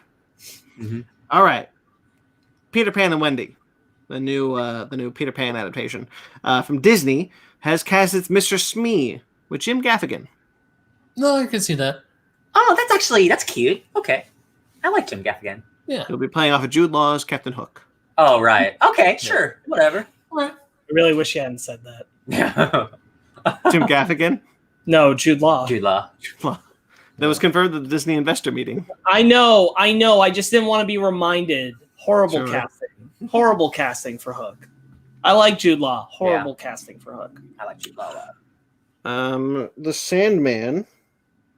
This was last week. I forgot to add this. Gwendolyn Christie has been cast in the Sandman TV series. The Netflix one? Netflix is doing it, right? Oh my god, I can't. That's holy crap. That's really happening. Exciting. Yeah. I don't know if Joseph Gordon-Levitt's any attached anymore. That dude was working on it for like 700 years. He's not attached to this. Oh, that poor man. He loves that show. He loves that book. Oh. And then Titans cast Savannah Welch as Commissioner Barbara Gordon. We gotta finish Titans, bro. I know. We gotta do it. Yeah. Who is apparently a disabled person herself, and so a disabled person playing a disabled character. So is it she That's was nice. She was Oracle and she was Batwoman and now she's like this commissioner and she's in a wheelchair? They didn't say that she was ever Oracle, but she definitely was Batgirl before the Killing Joke happened, and now she's in a wheelchair and Commissioner. God, she could technically be Oracle now and be the commissioner. Yeah. Oh, that's dope. Oh, I'm ready. Yeah, I'm ready for it. That's cool. Yeah. Yeah. Cool. All right, so miscellaneous news real quick. Star Wars, Alan Tudyk has said that he's not in Andor at this time. I mean, that's... So K2SO is not in the first season so far. I mean, it could be like Origin. Like he hasn't met him yet. That's fine. Whatever. That's weird. Yeah, because he was at the announcement. Yeah. I know. Oh, was he? Oh, yes. I didn't know that. Yeah, he was there at the announcement for D23. It honestly could be a situation of like a Tatiana Maslany where like maybe he just hasn't done his stuff for it yet. So he's like, no, I'm not in it yet. I'm not in it. He's just being coy. Secretive. Yeah. He did say that they kind of rushed me out for the Dog and Pony show. He said those words specifically to promote it because I'm like, they know that I'm with that character. Yeah. But at this season, I'm not in it because of filming right now. That could change. And then he said, "I hope that I'm in it because I'm getting old and I won't be able to use those stilts soon." That kind of sounds true. Then maybe he just isn't in the first season, which is maybe he just maybe. I know that's it. Kind of sucks that they kind of promised it or whatever, but yeah, can't do it. I'm a little bummed about that. Yeah, I kind of just assumed he was in it. Yeah, that kind of sucks. Yeah. Oh well. Hopefully Andor goes past this first season and we get more. I'll meet him at the end of the season or something. He'll be in season 2. There you go. You guys like Game of Thrones? I do. I've heard of it. Well, HBO Max is moving forward with a new Game of Thrones prequel called Tales of Dunk and Egg. Are you lying to me? I'm not. Okay. Tales of Dunk and Egg is a prequel series which follows Sir Duncan the Tall, Dunk, and Aegon V. Targaryen, Egg, 90 years prior to the events of Game of Thrones. Oh, Eggy! The guy at the Night's Watch, the old man. Eggy, I got it. You know what I mean, Brandon. Eggy. Yeah. Oh yeah, yep. I'm with you. I got it, man. So many prequels happening. Okay? They're just developing it. There's not been a green light to series yet, so they could abandon it. Yeah, I don't know. Let's get that first one out first. Let's see that first one. Stop getting crazy with your big shared universes, guys. I have minimal minimal interest in returning to the Game of Thrones well through HBO right now. Even without those same guys working behind it. Like, I'm just feels like you're doing it because you need to, HBO. Like, yeah, just make sure that first one's really good before you start working on it again. Like, just make sure Blood the Dragon is awesome, then we can work on the other stuff. I mean, like, honestly, what it comes down to is that, like, George R.R. Martin spends years crafting those novels. It's been 10 years. That story. It's been 10 years since last book. He spends years crafting all that. Is it really? Yeah. Yes. He spends years on it, and they're going to come in and make a show where it'll be based on some stuff he's established about pre-existing lore, but the characters are not going to be as complex or interesting. Well, there's the book that they're basing it off of. Yes, I understand that, but like it's a show where they're going to expand beyond that. I understand that book, and like they're going to go past that book. Like it's just unless it's like it is going to be of a different quality, and to think that it's not going to feel incongruent with the Game of Thrones quality level that you had before is just wildly inaccurate. Like you're gonna be in for a different show. Like, you know what? It just can't match. They would never do this because they would be stupid if they did this. But I would love if they just not even rebooted Game of Thrones, but the next show be a prequel, but it's not in the same universe as the show they made. Just do it just do a fresh version. Just do it a new thing, and like you can talk about the lore. No major audience would I know return for something like that. But I get you. But no mainstream audience would follow that. Yeah. Just like there's so much baggage, and I get that, but like, hey, it's not tied to that. Like it is that book. Don't even worry about the show. Like I think that would be cool, but like that's not the world we live in. No. Yeah. Paddington 1 and 2 director Paul King has been hired to direct the Willy Wonka prequel movie called Wonka, which will be coming out on March 17th, 2023. I was like, you better not say 2021. I've never heard of this. It's 2023, so it's way off. I saw a funny tweet before we get into like what we think about that. I saw a really funny tweet where they were like, Warner Brothers needs to stop erasing Johnny Depp from giving other people his characters. With Grimes of Grindelwald and Wonka are his. And I'm like, buddy, Wonka belongs to Gene Wilder. Well, I was going to ask, which one is it going to be? It's probably the Gene Wilder one. But even then... or a generic, like, Wonka. I don't need modern day. He's got phones. It's a bummer because... I don't need this movie. It's a bummer because those two... I've only seen Paddington 1, but I know Paddington 2 is good too. But those two Paddington movies are some of like the best like wholesome kids movies ever made, at least for the modern generation. And it's so sad. And it's so sad that this director who's mad talented is now attached to something I have literally no desire to ever see. And of course it could be good, we always say that, but like but Wonka's this is just not what we But like just hearing like they're making a Wonka origin film is like everything you knew is wrong. Not what you thought. And we're gonna see I'm him like, go to go to the Oompa Loompa Fun fact, before Wonka hated chocolate. He despised it. Ben, you're so right. That's exactly what's gonna happen. He hates candy, and then he's gonna meet like the love of his life. There's like two avenues it can go, which is either he was always rich and inherited this. No, he and tried to be different and tried to be different with how he went about it. Yeah. Or he's poor. Yeah. And he earned it. Oh, like his father owns like boring chocolate company. Or he's poor. Yeah, either way, I'm not into it. And like one route is just he's Charlie, but earlier. Oh, he's gonna be Charlie. I hate it already. Just make a Charlie in the Chocolate Factory. Anyway. I can't come up right now with a single way this is good, but I can come up with 10 ways it's not. Yeah. Okay, Invincible. We got the first clip of Invincible this week. They had a whole thing. Oops, didn't watch it. Oh, it looks really good. You didn't have to. It just looks really good. I'm so in. I'm so ready. Invincible will release. We got the whole point of this event is that we got the release date for the Invincible TV series, which will come out on March 26th. They will air the first 3 episodes, and then the rest of the series will air weekly, ending on April 30th. Cool. We just found out they're going to be hour-long animated episodes. Oh, yeah. I am so excited. Like, I have such a good feeling about the show. I love that comic. I didn't finish it again. It's like 150 issues or whatever, but I'm so excited for a rated R adult animated comic book show. And it's actually like being taken seriously and people care about it. I think this could honestly be like, if it's as popular, like this could be like another Boys. Like if people respond to it, like a huge hit that everyone, like The Walking Dead, everyone can respond to. And because superheroes are hot right now. And it's about growing up, being part of a family. Like, it's 2 months away. Animated, you don't need to worry about the actors aging out of the roles. Absolutely. Boba Fett's here. He says, "Yo, Boba, thank you for stopping by. I know Tatooine's real far, but thanks for stopping by, my man." This one, the source of this wants you to take this with a grain of salt, and I thought this was very interesting, so I decided to bring it up on the show. Mark Bernardin has said that HBO Max is developing a sequel series to Batman the Animated Series. Yes. I looked into this because I listened to. It's funny is I listened to Fat Man Beyond, the Kevin Smith and Mark Bernardin show, mostly for Mark Bernardin now, less Kevin Smith. I love Kevin Smith, but like I know he likes the superhero movie. I'm not worried about that. Mark Bernardin is a very good foil to Kevin's over super fanboy. Like Mark Bernardin is very critical on WandaVision, and he's bringing me a nice perspective that I didn't see, but I also think he's just being a little too critical on it. I think it is a good show. But like this dude is in the industry, so if he heard like rumblings of this, I 100% believe it. That at least they're talking about it.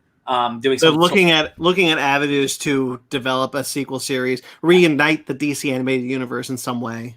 Like continue that universe if that's what it is. I think they know that people really like that Batman animated show. Yeah. And they know that they want to profit off that somehow. And Kevin Conroy is not getting any younger. No. So like this would be around the time to do it. Yeah, that would bring the animated DC shows to 3 with Young Justice, Harley Quinn, and a new Batman show. That doesn't seem like actually a lot, considering how many does Marvel? What is even Marvel putting out right now?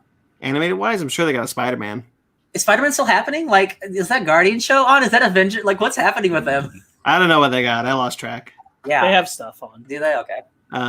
Yeah, I'm really on board for a continuation of the DC animated universe. I've seen the 2 movie follow-ups, Justice League vs. the Fatal 5 and Batman and Harley Quinn. I like one of them. I hate the other. Yeah. So like continuing that world with Kevin Conroy, whoever the hell played Nightwing. Shit, I'm sorry, dude. Bring them in. Yeah, let's bring back that cast. Let's continue that series. Maybe bring in some Justice League people. If you just this could potentially be really cool because they're still working off continuity from like 1990 and before. Now you have another 30 years of continuity. You can just retell those stories in a more like almost family friendly way. Like and you can make the comic, the new adventures comic canon by bringing in Jason Todd and Deathstroke. Man, imagine like Court of Owls, but like that. Yeah, like that could be extra cool. Yeah, that's one thing I would be okay with. Yeah, bring back another Batman. I'm totally on board. Lester. That's who played Robin/Nightwing. Lauren Lester.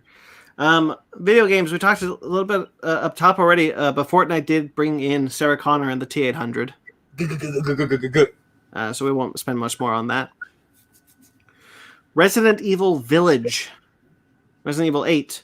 Don't you mean Resident Evil Village? Village, sorry. Yeah, that had a whole thing in a release date of May 7th.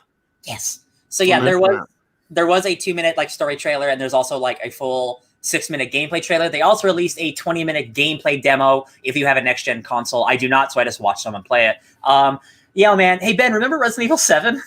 Hey, pretty much my entire feed on like Twitter and Instagram is people saying "Step on me, senpai" for that big vampire lady. So Resident Evil 8 is going to be rated S for "Step on me, senpai." Yeah. Resident Evil 7 is hella spooky, but that's like all like really gross. Not that these women aren't gross; they're like vampires and like blood monsters. But like Resident Evil 7, it's like a cannibal zombie family. Yeah. So like that's a little less attractive, but then there's just a bunch of like hot goth girls who want to step on me, and I'm like, I'm running. I'm running. Oh no, I tripped.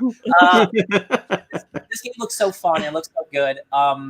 They're incorporating the inventory system from Resident Evil 4. Ooh. And this game is taking a lot of inspirations from Resident Evil 4. Resident Evil 4 is about you going through a village, going into a castle. That's exactly what this game is too. Many people thought that the Resident Evil 4 remake announcement was going to happen here to coincide with how this game is looking. That's not going to happen because this game's coming out now. It's probably a next year thing, but that's spoilers. That's coming out. Are we still doing the T virus in these games?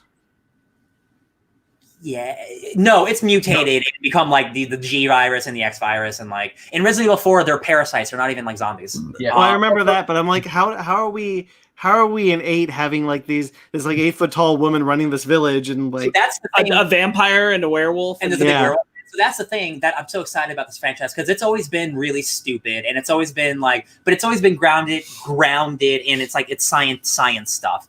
But now we're literally like almost 30 years into this franchise, and I'm like, why not get stupid and weird? Resident Evil 4, the main bad guy is a dwarf Napoleon like actor. He acts like Napoleon. He's one of the main antagonists. He's not the main bad guy. Lord Sattler, the cult leader, he's the main antagonist. But that little dwarf Napoleon dude you're mentioning, he is a huge foil and he is a big part of the game. Yeah, and I'm just like that he turns into a big tentacle monster, and I'm like, that's not a zombie thing. Like, it's never been zombies. Like, people need to maybe calm down because there's like Resident Evil 4 has giant ogre monsters that look like the trolls from Lord of the Rings. So like, if there's a big werewolf, man, maybe calm down. It's all fake bullshit. Oh, I don't care. I was just curious to where we are in the timeline. Oh no, yeah, that's why like I'm just like. There is that sentiment of like, how did we get here? And I'm like, I don't know, but even the movies stepped away from that. Like once you get past 1. Yeah. It's kind of just been like, it did start off as like, oh, it's a genetic virus. And then it's kind of just like magic, whatever. You got, we're like parasites. You know what? Screw it. Yeah. Resident Evil 4 is the only Resident Evil game I actually played from beginning to end. So even when I was playing RE4, I didn't care there was no zombies. I'm like, I'm just playing a Resident Evil game. I gotta go save the president's daughter. Yeah. Do you think anybody just lives in the Resident Evil universe? Yeah, there are definitely cities like a lot of the United States. Oh, actually, no, that's not true. It depends. No. Yeah, that's what I thought. That's what I thought. It's less The Walking Dead apocalypse, but regular life is not. It's not regular again anymore. Yeah, like the shit's just bad a lot of the time. Yeah.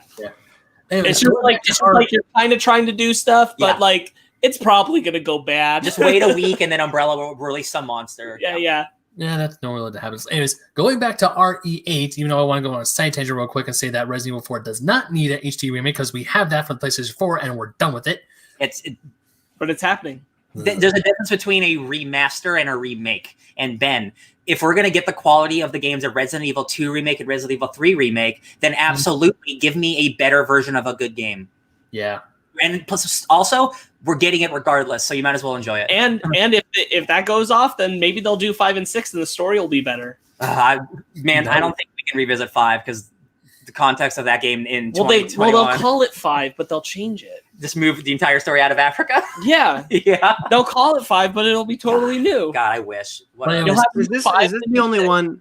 Is 8 one of the few that's like a direct sequel? Like it's 7 and 8 are very connected. Yeah, like they're referencing. Yeah, the main character from 7 is Ethan Winters. All the Resident Evil games have a variety of different characters that show up in different games and stuff. Mm-hmm. But this is a direct sequel. Yes. 1 through 3 are pretty close.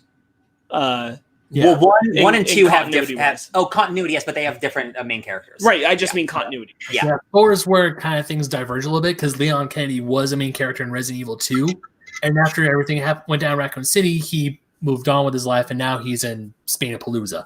Yeah, Spain-a-Palooza. Yeah. Anyways, so I did not watch the gameplay trailer for Resident Evil 8. I just watched the story trailer for RE8, and I actually really want to play this game. Yeah. And you just look at watching the story and not knowing a whole lot, but I do remember when we did briefly play Resident Evil 7 for Basement Arcade last year, or in 2019, I loved it. I mean, it scared the crap out of me. I mean, my own shadow for crying out loud. But I'm looking. Remember when you shoved an axe into your wife's neck? Wasn't that awful? That's her in the trailer. She's alive. Yeah. Anyways, I'm looking forward to RE8. Can't wait for that to come out, and most likely probably gonna get it. Basement Arcade, baby. Okay. Trailers. T-Talk. We only got 3 this week. Sorry. Resident Evil 8 also has a multiplayer mode that doesn't look very good.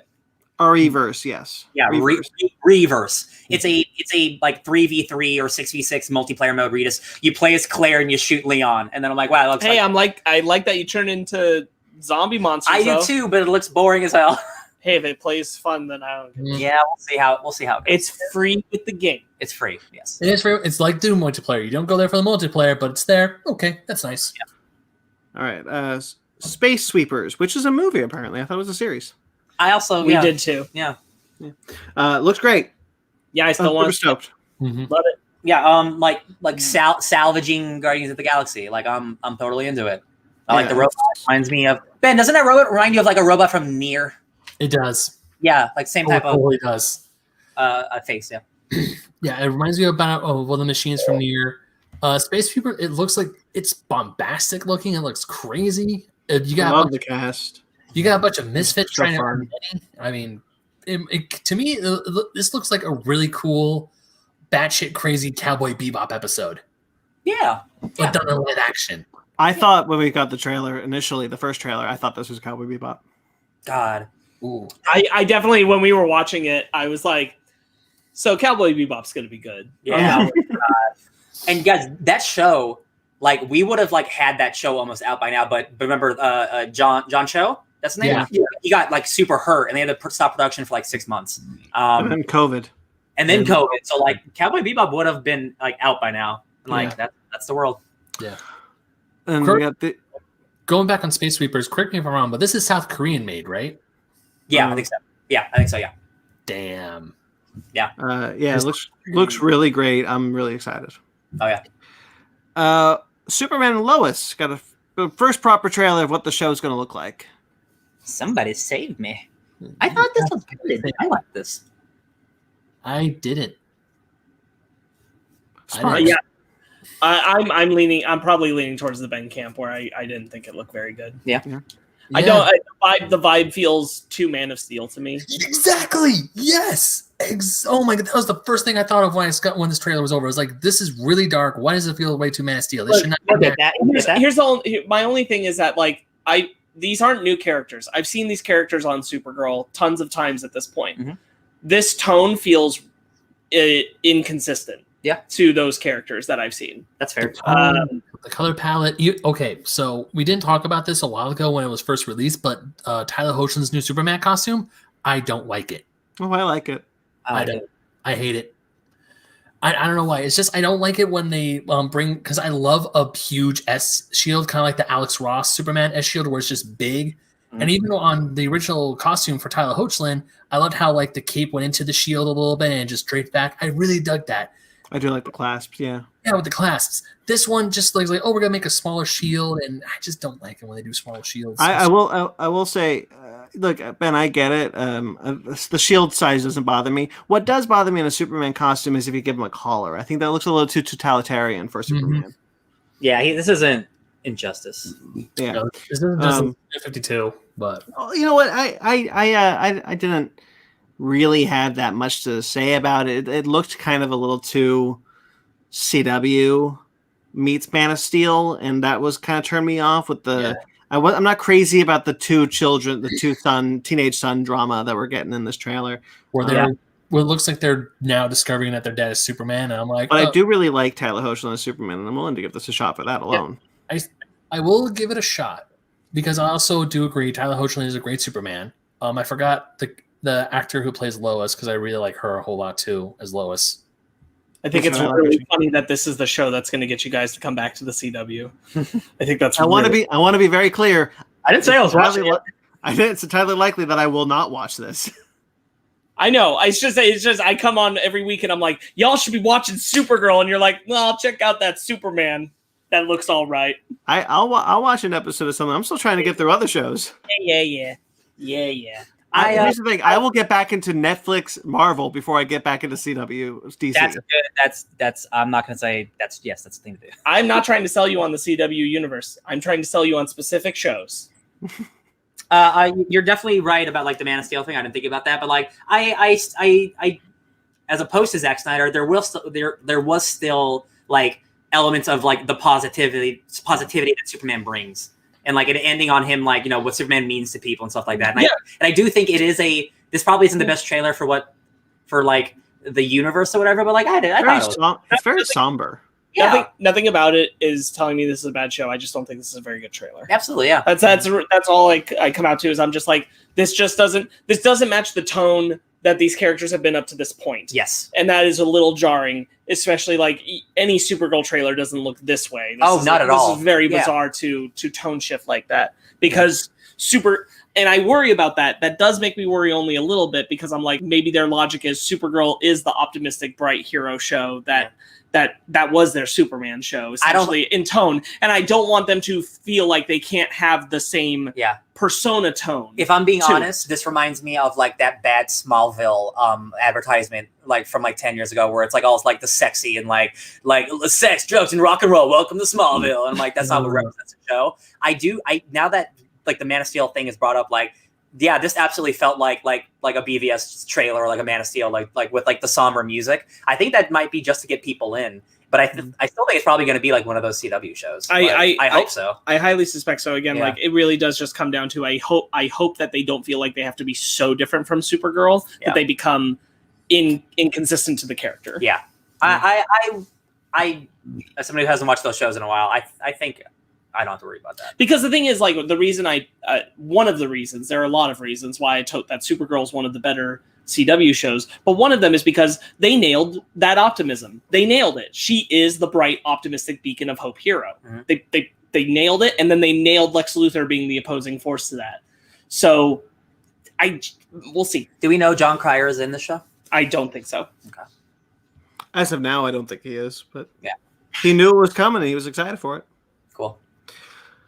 And then finally, after many, many months of no marketing, the Godzilla vs. Kong marketing kicked off with a trailer. Hell yeah. Godzilla vs. Kong trailer is finally here. Get it on till I die. Get it on till I die. That's what I thought of when I watched the trailer. I wish they used that song. No, I think I can recut it and I'll make it work. I really, one of my biggest takeaways from this trailer is that the cinematography in Godzilla vs. Kong will be really good compared to what I had a problem with in Godzilla King of the Monsters, which is tons of particle effects hiding the monsters in obscure rain and snow and whatever.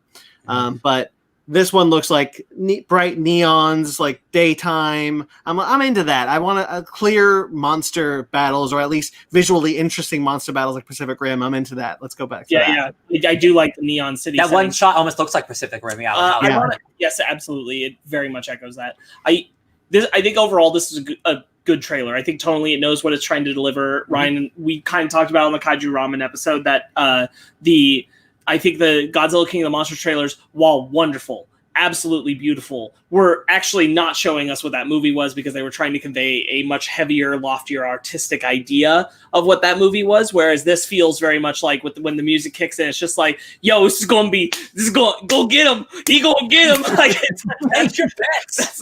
That's the vibe I want. And I'm like, that's probably pretty accurate of what the movie is. Yeah. So I'm glad that they're selling it that way. However, I want to note, while I think this is a good trailer, the opening is bizarre. And I don't just mean like some of the details of what we see or anything like that. It is just a weird way to open a trailer. It just opens with this weird kind of, you can't make sense of what's happening, mountain explosion crashing into a city, and there's really no context around it. Those opening shots, I'm just like, what are you telling me? Mm-hmm. I don't know anything, because like logically, knowing how the rest of the trailer goes, I should have seen Godzilla there in the city. It should have set me up for Godzilla's doing something. Yeah. But it's all just like unconnected. And I know what the argument is about what's in one of the shots, but even then that's still so unclear and vague, especially if you're just casually watching the trailer. I'm like, this is a very weird way to open it. Hey, everything else. Well, I don't know if it is, because it has the line, Kong is our only hope. So I'm connecting the dots. If I don't even know anything about this movie, if I'm connecting the dots, okay, something's attacking the city, we need Kong to fight it back. Yeah. That's what I assumed. I guess. Yeah. I just think I don't think it's a very good way to open the trailer. Yeah. I don't know. I don't know if I 100% agree what I said, but like, I can see that. I don't need to agree. It's my opinion, bitch. Go get him. Play some bets. Go get him. It definitely it is going to do more of what I like of the MonsterVerse movies so far, which is diving more into the mythology of the Titans, where they came from, and apparently a war with Godzilla and Kong species. Apparently, I don't know if that's true. I don't think it's. I think that's misdirection. I'm not saying it's not. I think the audio is misdirection. Yeah. I think whatever they're referring to with Kong, I think Kong and Godzilla's species are the last survivors of fighting something else. I think they're talking about, which I think is whatever that really interesting, has me curious shot is where the bat creature is flying down towards Kong and he's standing on some like blue glowing crystals that kind of look like Godzilla's tail, but they're not. There's a shot of Godzilla of King Kong, and there's like mountains above him, and that's not how mountains work. So everyone thinks he's in the Hollow Earth, and there's like everyone has to go to the Hollow Earth for some reason, and King Kong's like the key or something. Big blue Skull Island. Skull Island has a lot of entries to the Hollow Earth. Absolutely, yeah. So anyway, like I think that's audio misdirection. I don't think that's. I think there's a lot of audio misdirection in the film. I have thought about, since we talked earlier about the Godzilla actually being Mechagodzilla, and we're going to find that out kind of thing. And I have unsold myself on that idea pretty hard. Yeah. Which is because I don't think aliens are in this movie. I don't think so either. So let me start there. I don't think aliens are in this movie, and I do not believe that the human beings are sophisticated enough to have built a Mechagodzilla and put realistic skin over that Mechagodzilla to look so accurately like the true Godzilla that Kong can't differentiate it. I'm with you. I'm with you on that. I don't think it's possible that Monarch, as we've seen them in the 3 movies so far, can build a Mechagodzilla. And yet here we are. No. Don't misunderstand. I can buy Mechagodzilla. I can't even buy that. I cannot buy Mechagodzilla, who also has skin perfectly looking like Godzilla, like the original 1974 then I don't film. want Mechagodzilla if he's not going to have the skin rip off. Then, like, you give me, it's like the whole point of that thing, right? Tough. Yeah. See, my thing is, if you've made me buy already that these humans could build Mechagodzilla, then it's not that far of a step for me to assume that they put the realistic skin on it. May I put like my optimistic spin? We know there's a mecha creature. I will say mecha creature in this. Yeah. I would like to believe it is Charles Dance's thing with Ghidorah. Yeah. The Ghidorah head is being used to cause Godzilla to behave the way he was, just like Ghidorah was causing the other monsters to do shit in the previous one. They figured out how to do it to Godzilla. Mm-hmm. So they're making Godzilla like this. The Ghidorah head has been adapted onto a mecha creature's body that is modeled after Godzilla. So it's like a Mecha Ghidorah Godzilla hybrid. Yeah, that makes sense. And that's what it is. I guess the thing is, like, Godzilla is not a bad guy. So it's Ghidorah, but with one head. Godzilla's not a bad guy so far in this universe. He saved the world twice. He's the reluctant protector of the Earth. So, like, just like, even if it's like brain control, that's something you did in the last movie. So that feels lazy to me. I am really excited to see this Godzilla go on a rampage, though. Oh, absolutely. Like, again, but for story reasons, you've set it up. We're like, this dude's the hero, and like we just did. Any avenue that I see this movie going seems lazy to me, and I just don't want a boring finale to my big Godzilla. And there's no way of knowing for sure until we see the film. But I have seen some interesting thoughts out there that are like, it is unlikely this movie will ponder this question as far as it should. Yeah. But it is an interesting concept to think about why Godzilla, the established protector of the Earth, would turn against human beings. Yeah. And if you were willing to follow that plot line to an actual through fruition, which is Godzilla just aware of what they're building, the Mechagodzilla? Yeah. And they're messing with radiation. He's like, yo, that's messing with the balance. And he's like, he's not here to protect people. Yeah. He's here to protect the planet. Yeah. And those are two different things. That's true. And so if that's the narrative that Godzilla's running on, if it's not just like mind control, but it's actually like, yo, there are human beings messing with the balance, and they're like, he's attacking human beings. And he's like, well, these human beings are bad. Then that's that. Yeah, that actually does make a lot of sense. It just seems like there's multiple fights between Godzilla and Kong in multiple different locations. And I'm like, any avenue this goes, I'm just like, it seems... I 100% agree with you, and I'm like, that's totally there. But I highly doubt that they will follow through these things into the most interesting ways. Yeah. But those interesting ways still exist, and it's nice to ponder that those possibilities are still ahead of us. I will also say all of the MonsterVerse films, all of them are notorious for showing shit in their trailers that's not true. Yeah, it's true. All of them. Which is a lot of money that they spend to do it. I don't know why, but they do it. As far as the trailer goes, I did really enjoy this trailer. But I really like Godzilla 2014. I really like Kong Skull Island. I find Godzilla King of the Monsters to be enjoyable but fine. And because the director-writer of that film is the writer of this film, already my expectations are like, well, at least we'll probably get another enjoyable fine. and the last movie that the guy who directed this movie was the Death Note movie. So, like, of course, the guy, he's directed good movies before that, but the last movie was Death Note, so that's just what I'm thinking of. So it's the creative team initially. I'm not super on board, like, but again, like my expectations. It's nice to lower the expectations, though. Yeah, I'm just here for now, and now I'm here for instead of like a monster movie with depth. Now I'm just going for a fun slobber knocker. I think the other important thing. I'm sorry, a slobber knocker. Yeah, a slobber. That's like a beat 'em up. I haven't heard that term before. It's funny. I think the other important thing to what Brandon said is that Michael Dougherty, yes, he did the last Godzilla film and he wrote it and he directed it, but he's also had great hits. Yeah. And just because Godzilla King of the Monsters didn't land in the writing department as well doesn't mean that when this one came along he didn't like kick it up a notch and knock it out of the park. That could have happened too. So I totally understand, like, set your expectations low. It's always better to do that anyway. But Michael Dougherty has done great things. Yeah. So it's possible that could still spin around on us and he could be like, it totally could be a thing because he was doing these back to back where he thought of good ideas and he's like, oh no. Congress, that's where that comes out. That's where I worry because he did do these back to back, and like his thought process was the same for both movies, kind of in a way. It seems like, we'll see. Like this is of all the movies coming out this year, again besides Dune, like this is the one where I do wish I could see on a big screen. Yeah. Yep. That's it. And did you have any? You didn't get to say much about Kong versus Godzilla. Yeah, one of the things that kind of bump. I mean, I'm biased. I'm Team Godzilla all the way, kind of like what Mag said in our chat. I freaking love Godzilla, and this trailer seemed like Godzilla was gonna get his ass kicked, and I don't like that. Got his ass kicked in the first movie too. I mean, Ben, like just 100%, it won't matter because they're going to team up at the end. Yeah, I know. Either way, I mean, this trailer looks.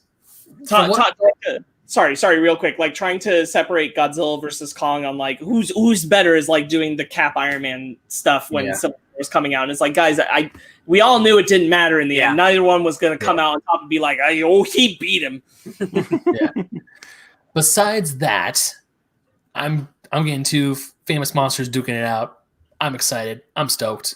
I can't wait to see it. I am bummed I'm not going to be able to see this in theaters because I can only imagine how kick-ass it's going to be when Godzilla breaches the water and hopefully his theme plays and then him and Kong start duking it out on that battleship.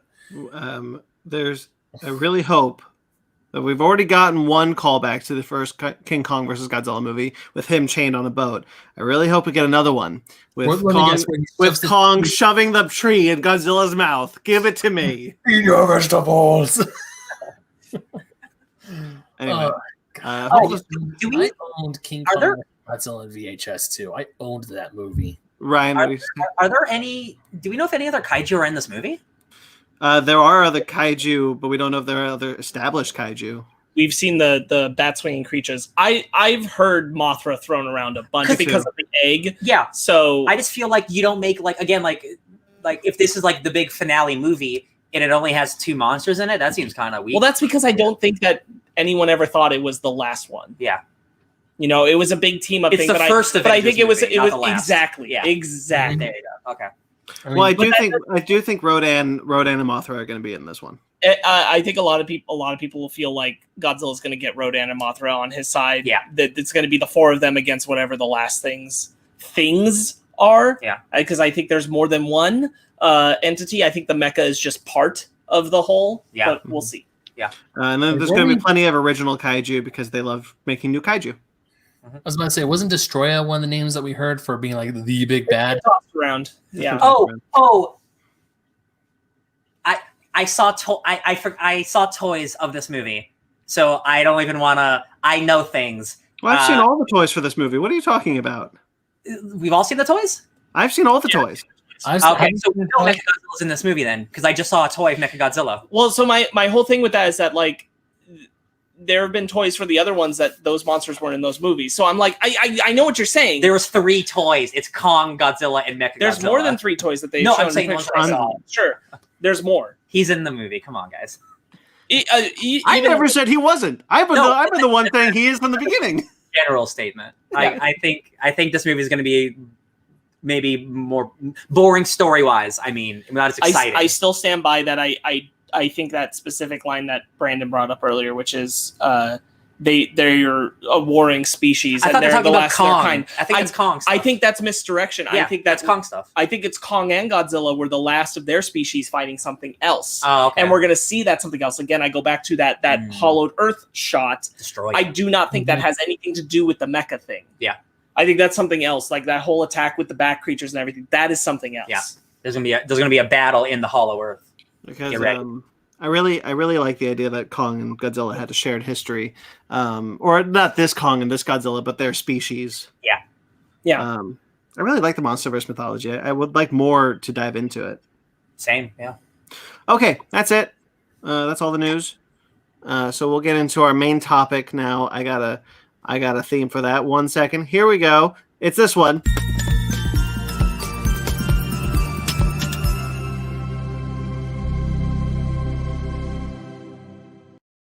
I like it. Oh yeah, that's the second time we've come out of this thing and you said something. Last week you were laughing about something you want to tell us. I don't just sit here and watch the theme. I do. I do too. I have someone to talk to. All right, so full spoilers for the new film, Promising Young Woman. Get it on VOD right now. So let's get right into it. Full spoilers. What do we all think of this one? I really enjoyed it. I also really enjoyed it. Ben? Yeah, this is a really good movie. Yeah, it's a very good movie. It's a promising good movie, some would say. It's a movie that goes places I didn't think it would go. And I think the trailers didn't misdirect, but I think told us maybe this movie was going to be a little like more extreme than it actually was, which I kind of liked.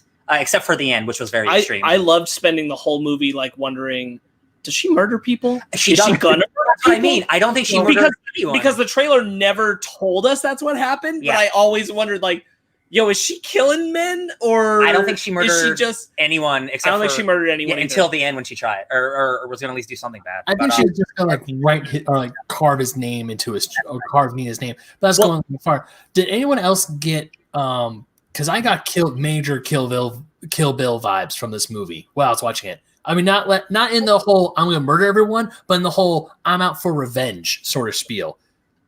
Especially not so much. Ryan and I definitely had the shared brain experience where we were watching a particular scene, and Ryan uttered a sentence that I was literally about to come out of my mouth, which was, "This is a better Joker movie than Joker." And I said, "This is the movie Joker wish it could be." Yes, exactly. Tackling the subject matters that it's tackling with like mental health and like how people deal with things and trauma and like all of that. I'm like, this is that. Yeah. This is that way better. And I'll say the same thing here that I said to him, which is like, I hesitated to say it because I don't really want to put this in the same conversation with Joker, but I do see that connection. The scene in particular was the one where she comes out of the car and she hits the truck with the crowbar, where we went, oh, this is it. I thought this was like her snapping moment or whatever. Yeah, yeah. And again, it wasn't like that. That doesn't actually ever happen in the movie. It was her snapping moment in the other direction. Yes, in the other direction. Because she's like, this is too much. Yeah. I'm going too far, because right after that is when she goes to Nina's mom. Oh, that's right.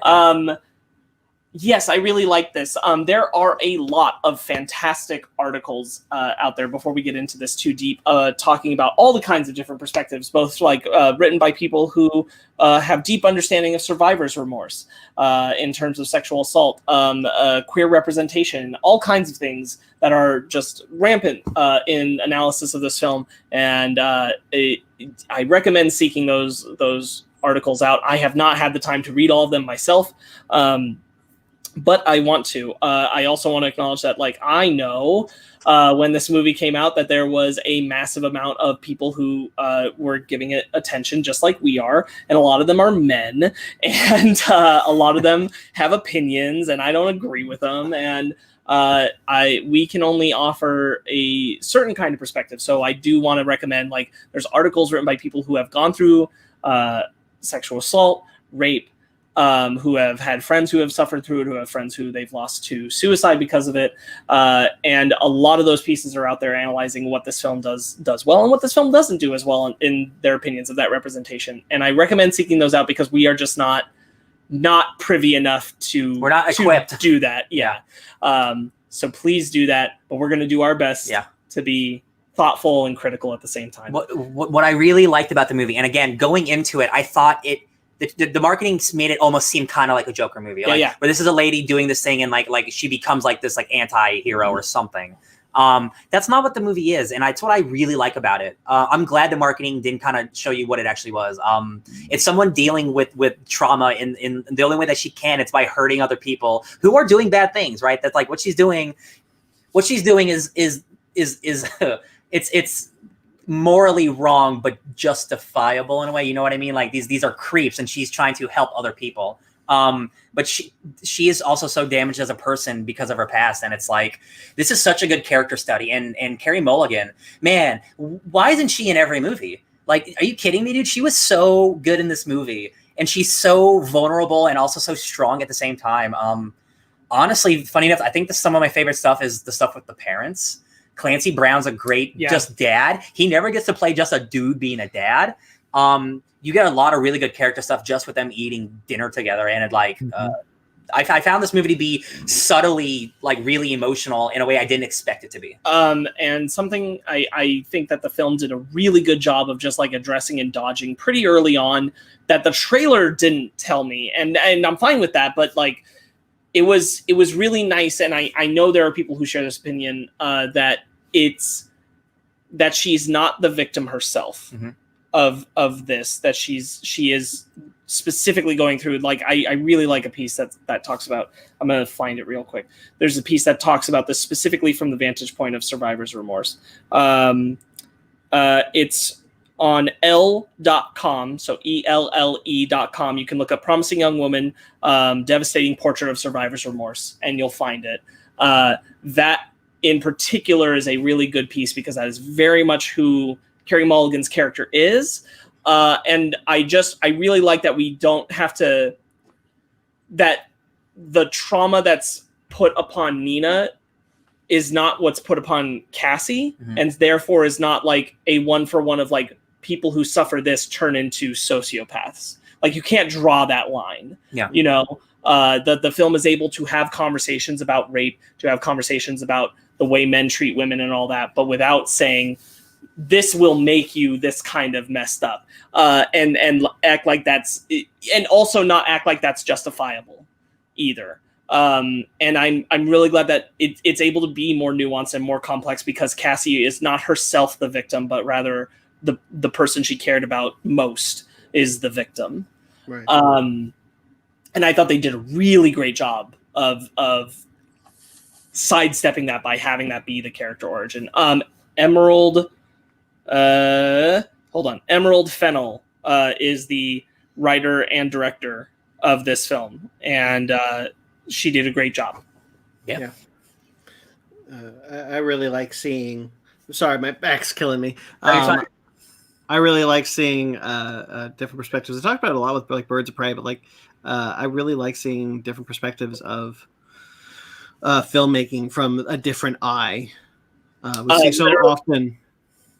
We see so often the male eye, the male gaze talk with this, but this time it's a female director, and you just get a different eye, a different look into a different world. Not only that, but a non-male gaze mirror onto male gaze in a lot of the scenes, which I thought was done in such a way where I'd like to believe that even in what I think commonly gets referred to at this point as microaggressions, even like the really like kind men, good men, ourselves, honestly, can look at ourselves and be like, when have I been that guy though? Absolutely. When have I been that person specifically? I think one that would come to mind would be like I forget his name. I only want to say McLovin. I know that's not it. It's plus. Thank you. When he's doing the "You look so beautiful without makeup" part. God, yeah. I used to be in my early 20s. I was absolutely like, "You don't need to wear makeup. You're so beautiful." I'm like, "Fuck you, dude." Like, right, God.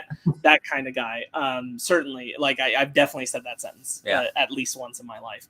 And I thought that was that you're able to get a lot of those different opportunities to criticize different men on various levels of how they treat people. Yeah. I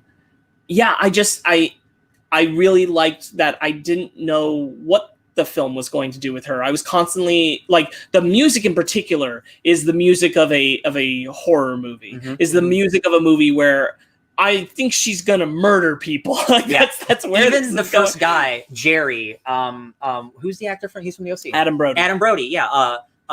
When she leaves his place, she has red on her leg, and I immediately said, "Oh, she murdered him," and then she's eating a jelly donut. Yeah. So immediately I'm like, okay. And then at the very end, like when she's with the guy leaving the diner with the fedora, he's like, "Oh, you're the crazy lady Jerry hooked up with or whatever." So like we know he didn't die. So I'm like, okay, so she's never killed anyone. Well, okay. and I was gonna say even earlier than that, we get to the book with the lines and everything, and there's blacks and reds. Yes. And some guys' names are in red and some guys' names are in black. And I'm like, okay, so Jerry's probably not dead. But are the Reds dead? Yeah. Are the Reds dead, guys? Yeah. Well, you also kind of question how far she goes for anyone, because what she does with Alison Brie, you're left hanging whether or not she paid a guy to rape Alison Brie. Absolutely. Yes. That one definitely like pushes you over a line of you're like, okay, so she's like murdering men, sometimes. Kidnapping daughters. Like the daughter one then pushed me back. I'm like, okay, so maybe there's more to that Alison Brie one than we think. Yeah. And I'm glad that conversation comes back around to where she's like, he just took you to the hotel room and made sure you were fine. That was it. The part that threw me for a loop was when she essentially lures that 16 or that high school girl who was a fan of the boy band literally into her car. Wet Dreams? Yeah. I was just like, yikes. Okay. Love Wet Dreams, yeah. But then when she's talking to the dean and she mentions, I was like, oh shit, because I thought, she actually is in that dorm room with a bunch of guys with vodka and something like this. And then she's like, no, don't worry. And then she's like, don't worry about it. She's at a diner. You better call the diner, make sure that she's still let her know that you're on your way. I was like, I kind of had a sigh of relief. That's where I got the Kill Bill vibes from. Because where she had before every victim of hers, I'm using that term very loosely, but Alison Brie's character Madison, the Dean Walker, and then eventually all the way down to Al Monroe, she kind of had like a hit list of people who essentially weren't there, who wronged Nina and eventually and helped in getting in Nina's predicament. Yeah. Ben, I have a question. Have you seen Kill Bill? Yes, I've seen Kill Bill. Okay, just making sure. Dude, that's like my favorite Tarantino movie. Of course, I've seen it. Just had to ask. Sometimes you reference movies you haven't seen. Not a criticism. You do it. We all know it. I know. But yeah, when she's essentially telling the dean, like, "Oh yeah, your daughter's in a room alone with a whole bunch of boys, and they're drunk out off their ass." So, yeah, it's like, where is she? He's like, "Oh, it's in the room." No, specifically, she says, "I took your daughter to that dorm room. It looked like they had some vodka bottles there." Yeah. The dean knows that's not a good place. She connects the dots. The dean connects the dots, tricking the dean into realizing into what Carey Mulligan's trying to get her to, that she does remember the incident. She does know what that is, and that dorm has had a problem after or before. So she's tricking her into remembering. Yeah. Mm-hmm. Right. Not only that, and just like the ultimate point of it, like I guess it means different things to you if it's someone you care about. Yeah. And that is really important. But the thing is, like, you still can't remember the details enough to know which dorm room it is. Mm-hmm. Brandon, like, just kind of counters that point that you were saying up that any guy's dorm room where they have a bunch of vodka is a problem on that campus, because she says these accusations happen 1 to 2 times a week, all the time. Can't ruin a guy's life over them, that kind of thing. Because her whole downfall is like she doesn't know what the room is right in that moment. No idea. Mm-hmm. And that's her trap, is like, if you gave a crap if you remembered, she'd be more forgiving about it.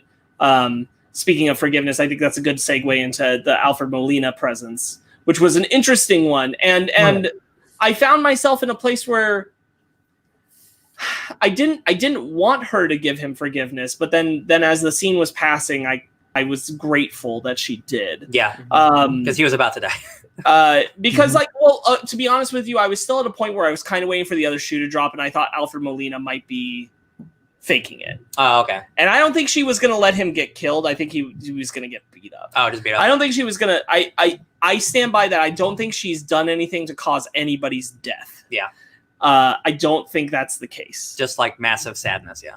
Right. Like rude awakening kind of shit, but not murder. I don't think she ever did anything to enter that line. I don't think Alfred Molina would have been the first to do it. Yeah. But it definitely, I really like that scene. She's very much thrown for a loop when he remembers her name. Mm-hmm. He remembers details. He remembers all of it. He's clearly like, he's traumatized by what he did. Yes, yeah. It affects him in a deep way, and it's nice the way that comes back around at the end of the film, that she knows he is reliable to want to do something for this, which is really nice. Yeah, that was one of the few notes I wrote down, is that I really liked Alfred Molina's presence in the film. This is a great cast. Yeah, Bo Burnham, Alfred Molina, Adam Brody, Christopher Platts. I can't remember his name, but the guy that plays Al Monroe is from not Zac Efron. Is from Glow, and he's fantastic. Yeah. Zac Efron, you're so right. I'm gonna look it up. I love Bo Burnham from stand-up comedy, and he's like an incredibly talented musician and comedian. And he still gets to like be Bo Burnham in this in a little bit. Like he's like I love you, you piece of shit. And I'm like, that's just, I love that the kind of humor like works for me. They felt really natural. He feels like a really natural actor. It's funny because like I never thought he'd be an actor, but like I think he's a really good natural actor. When he's just like talking to the lady, and like they feel real natural, and like the chemistry is real. It's devastating when he becomes one of the guys. Oh yeah. I was really hoping and praying that Bo Burnham was the one squeaky clean person in the movie. Yeah. Or at least the one that was involved in Nina and Cassie's friend group. He was like the one person who was like the true, like the golden child. The one that is like, you deserve this. If he wasn't at that party, he would have been. He would have been, but that even though he didn't do anything, he was still there and still complicit. But Chris Lowell, real quick. Chris Lowell is the name of the guy who played Al Monroe. Max Greenfield is also Joe Schmidt from New Guy. I love him. New Girl. Sorry. Anyway, Ben, you were saying. No, I was like, because when the second Masson mentioned the video, there was a tape. I was like, shit, this is the shoe. This is the shoe that drops the guys destroy Ryan, and then of course we hear his name very loudly, and it's like here we go. Yeah. Real quick, because I was just scanning cash shit. This is going to be a moment for Brandon and I. Brandon, the detective was Paula's husband from Crazy Ex-Girlfriend. Oh shit. That's where you knew him from, because I was looking at his face the whole time, and I'm like, where is he from? That's funny. I had no idea. That's Steve Monroe. Bo Burnham's character Ryan, the whole time I'm like, the other shoe's gonna drop. See, he's gonna screw it up. I was convinced at this point he was a good guy and she was gonna do something, and he was gonna go, "Oh, you've gone too far." Yeah. But it turns out, nah, you're bad. You're bad. You gross man. You gross man. Uh-oh. And it sucks because what I like about this movie is even the people who seem like the nicest ones, like the stuff with Al at the end, I think is so effing good, because it shows you that like no matter how you think they might have changed, and like they could have actually changed, there's still a part of them that is this bad person. Yeah. And like Bo Burnham calls her a failure, and I'm like, that's too far. That's when I'm like, that he is a bad person. I was gonna say both Ryan and Al's characters have this wonderful amount of the. Christopher Mintz-Platt's characters has it too, but Al and Ryan really, they really centralize that childish panic reaction to being accused of something. It's this violent aggression towards being challenged in your character, being challenged about who you are, and that lashing out, that kind of thing that like, that's what's so uncomfortably scary about those guys.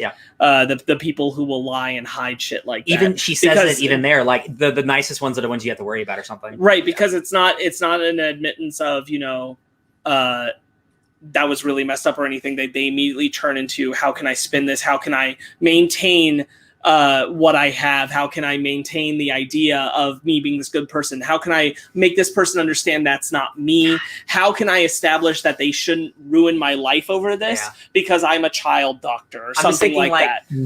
Joe walking into that bedroom and he's like, "This isn't your fault. You did nothing wrong." And Joe's that enabler. Yeah. That's really uncomfortable. God, and like how quickly he's able to turn on the charm and be like the suave guy at the party. I'm like, oh my God. It's really excellent to have a character like Joe there because as far as the context of the film, we are never told about anything Joe specifically did.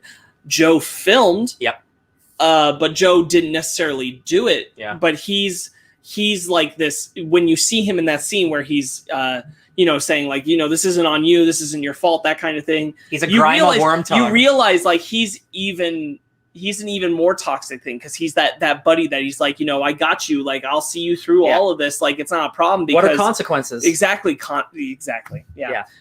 And Joe he himself becomes that embodiment of the wider problem of the culture of thinking around it, rather than the person who's committing assault. Whether or not, I'm sure Joe did at some point. That character seems like someone who would. But in the context of the film, we only see him as that enabler, but he is the grosser representation of the wider idea of that masculinity. Absolutely, yeah. Good movie. No, it's a heavier movie than we normally talk about. Yeah. Something that I didn't get to read all of this piece, but there's another great piece that's titled "Promising Young Woman is Fantastic Revenge Reality, Not Revenge Fantasy." And what I've interpreted a lot from that is that had she gone there and carved Nina into him and gotten away with it and everything, this is a revenge fantasy film. The turn to have her be murdered and have it come back around on them is such a grim reality. Like her revenge thing ultimately led to such a tragic end for her character, as it truly would for anyone pursue. Like it is an unhappy thing. It is not something. The film doesn't try to glorify her acts against him in any way, but it does try to give some kind of like, the world's messed up. Here's some kind of sick justice, because even though what she was doing wasn't the right thing to do, the things they did were worse. And she proved that through the fact that she was murdered by them. Yeah. Which leads me to wonder, and I think it's a great question that you kind of sit there at the end of the film and you have to think about, did she go there to die? I think she might have went there with the expectation. I mean, she absolutely went there with the expectation it was a possibility. I am wondering, was it more than an expectation of possibility, but a very likely and intended reality? Because I base this on, throughout the film, she gives them several opportunities to change the path, but they make the choice. That's true. Christopher Mintz-Platt's character and Adam Brody's character both have a constant amount of, I should get a cab, I need to go home, and they could pick any of those moments, and that would be the end of it. Yeah. But they don't take it, and that's why she freaks them out and punishes them. Because if she does, even if she just carves something on a dude's chest, like that's the end for her. She's going to jail. So this would have been some type of end. So had Al broken free of the handcuff, if she kept it loose and chosen not to react in a way that was violent or anything, something where she could just walk away, where some amount of a reasonable conversation or something happens, but her expectation is he'll probably kill me for it. Yeah. Doesn't Al say, "Can you loosen this up? This is a little tight." This hand specifically.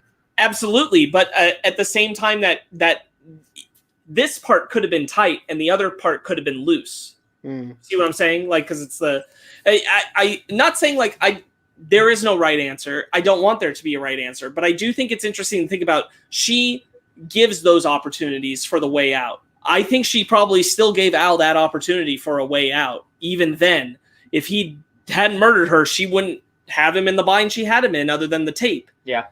But he murdered her, and she clearly knew that was a decent possibility of happening. And I don't know how she's that confident of it when she's going in with handcuffs and everything and knows she's drugged everybody else. Yeah. So I'd say that on some level, it certainly points to me in a direction like she was pretty well aware. I think that it would happen. I think that's a good possibility. I also think it's just like a what's it called? Just in case. A just in case thing. Yeah. No, absolutely. Yeah. And both reads can exist side by side, but I I kept thinking about it after we finished the film, because it just, all the evidence of her character beforehand leads me to go, I don't think that is just a, in the off chance that I don't come back kind of thing. Yeah. I think that there are a lot of elements to Len Crean's too. She knew that her murder would really take him down. Also, like, the whole thing is like, because what will the tape do? That the murder will do more. Yeah. Molly Shannon, the Nina's mom, is like, you need to let it go. So like, her dying would be the best way to let it go. Right. Yeah. And I mean, she goes there with Nina's heart on. She leaves the Cassie one with her coworker, with her friend. Like, there's a lot of intention there that feels, some of the text messages just feel way more weighted, and like, I think, I'm not saying she was 100% like she didn't make it so that he murdered her or anything, but that she was more confident it was probably going to happen. Yeah. And I think that does lend an idea of like, did he really break free of that handcuff? Or did it loosen? Yeah. Because she wanted it to. I like that read. It's a good read. Because that's ultimate revenge, and she knows it. Yeah. That's the whole thing, is that she knows it. And they're all going down. But it's not triumphant in its finale. It also, like, it's bittersweet. It also feels like more sad if like she goes in knowing she's gonna die. Yeah. Like, oh well, like that's the end. Like, I am gonna die. I'm like, I don't know if, I think I'd rather it be she kind of went in just like hoping she wouldn't die. I mean, like, you've got both reads exist. Yeah. But it's cool that like the movie does that too. Like, it leaves it like in the dark a little bit. I genuinely couldn't tell you which read I prefer. Yeah. I just have been thinking about it and trying to see which one I really feel like those text messages are very in final. Existence. Again, like, I just keep going back to like, she really hammers home giving all those options, and I don't know that she would have gone in and not given him any. Yeah.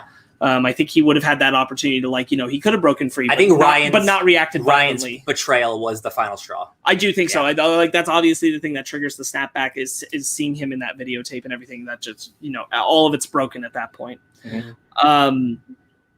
Wonderful performances. I love. They do such a good job of making you want to be charmed to Ryan while watching everything else happen. Oh, it worked. Huh? It worked. I was thinking that Ryan was like the one good person, and then once we get the video, it's like, no, he's not. Yeah, and see here, I'll even say this: like, I'm not obviously I'm not defending anything anyone did in that video. If you're at a party and you see something gross, that was 7 years ago. If you were like, I'm not defending that, but that was 7 years ago. If Ryan handled it better, it also could have been a different situation. Well, but like, Ryan resorted back to it. I'm really glad you brought that up, because I was thinking the same thing. Like, he even says it was a mistake when I was a kid. Yeah. I'm not that person anymore. If he had handled that better, I think he would have, at least in the audience's eyes, maybe not in Carey Mulligan's, but he would have come off better.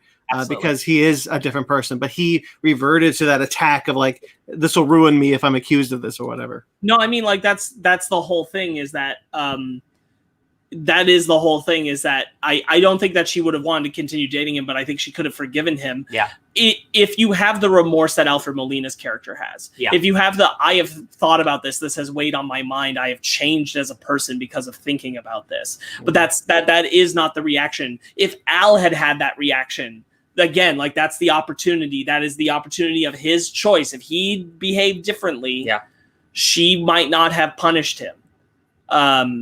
But it is that not being willing to take responsibility for it, which I think is the key thing. Like, it is trying to just brush it off as, because this is something we hear in the media all the time. This is something that came up with the Brett Kavanaugh hearing that it's very famously like, we were young.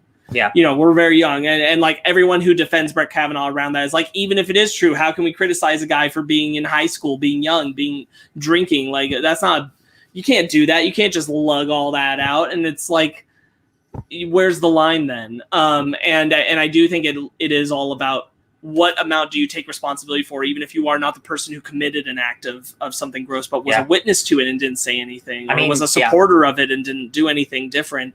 And at what point do you recognize that in yourself, or do you just latch into, that wasn't my fault, that's not on me? Yeah. and that's very much what Ryan is in that moment. Is that gross backlash? It hurt me so much when he called her a failure. And I'm Yes. like, God, no! Yeah, I thought you were the one. Her too. Yeah, her too. Where she's like, ah, nice, cool. Yeah, man, that was such. Yeah, Carey Mulligan's so good. Like, She's this is one of those things where I'm like, I want to find some more Carey Mulligan movies because like I don't even know the last movie I saw her in, to be honest. Like, it's been a while. I feel like. Yeah, she's good. Anything else? Or? Yeah, I think we kind of briefly touched on it, but I do think the crowbar scene is rather genius. Because as Ryan and I said, it is what appears again in a revenge fantasy. It would be the snapping point, the like true hardcore snapping point, and she goes off the deep end. But it's the snapping point that goes in the reverse, which you don't get a lot in these kind of films, where she goes, "This is too much. This is just this. I've gone too far. I need to turn in a different direction. This is more than I want." And it's only that video that pushes her. That video and Ryan being in it that pushes her 100% in the negative direction on it, where she just can't let it go. I really just like all the portrayals of that. I love the way I really love the scene of her just staring at the catcalling construction workers until they get mad. They get mad and irritated and bored and have to leave. Like, I think that's just really good. This movie also has like a lot of really beautiful shots and like good cinematography for a movie that's kind of just about people. Wonderful color. Yeah. Vivid color. The parents have a crazy fucking weird house. Excuse my language, sorry. Like, but it's like all like pink and weird and it's like a bunch of animals. Like cheap. I was telling Fanny when we were watching, because Fanny and I watched this movie together, and when we got into the living room where Madison brings the cell phone, I was like, why is this room giving me Umbridge vibes? The interior of the house doesn't match the exterior of the house. Yeah. It's very like as far as like aesthetic goes, not like layout. Yeah. Like that whole room is just like high Victorian, bright pink. It's like, ow, my eyes.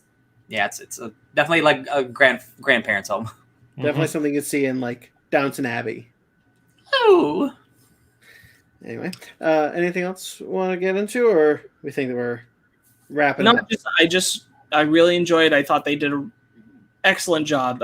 Emerald Fennell did an excellent job writing and directing this. I think that it's vividly a treat to watch for such a simplistic film, as far as like, what you're seeing visually on screen. They again, I go back to color. Color is used so well and so often throughout the film. Oh yeah, which is just really nice, especially in independent, smaller films.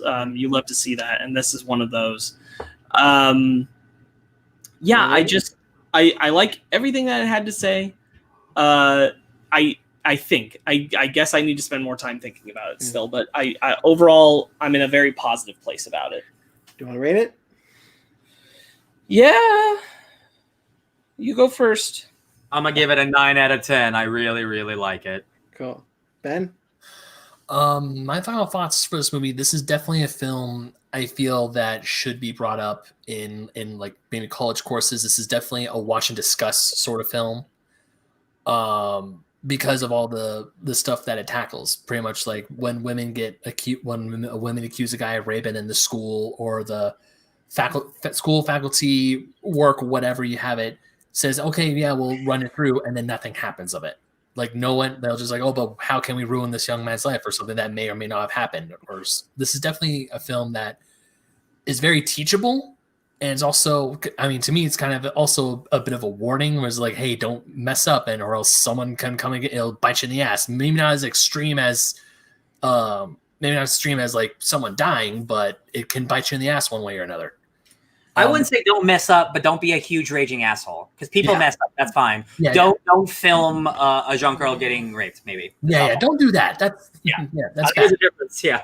I think also, like Ben, you bring up a great point. Like, it is good for like college course discussion, but it goes beyond just like the rape accusations. It's like it's good for just like male to female interactions. Like what are your intentions? What are you conveying? What are you even not aware you're conveying in the way that you use your language? Like we said, like the moment with the makeup thing. Like there are ways to self-evaluate where you're displaying those kind of like hostile behavioral patterns that we aren't always picking up on. And it's like when Bo Burnham. It's like when Bo Burnham is outside his apartment. It's like, oh, do you want to come up? Yeah. Yeah. Yeah. So that aside, I think this film is awesome. I kind of feel that this deserves a nom in some way, shape, or form. I think Carey Mulligan was amazing as Cassie. I loved her.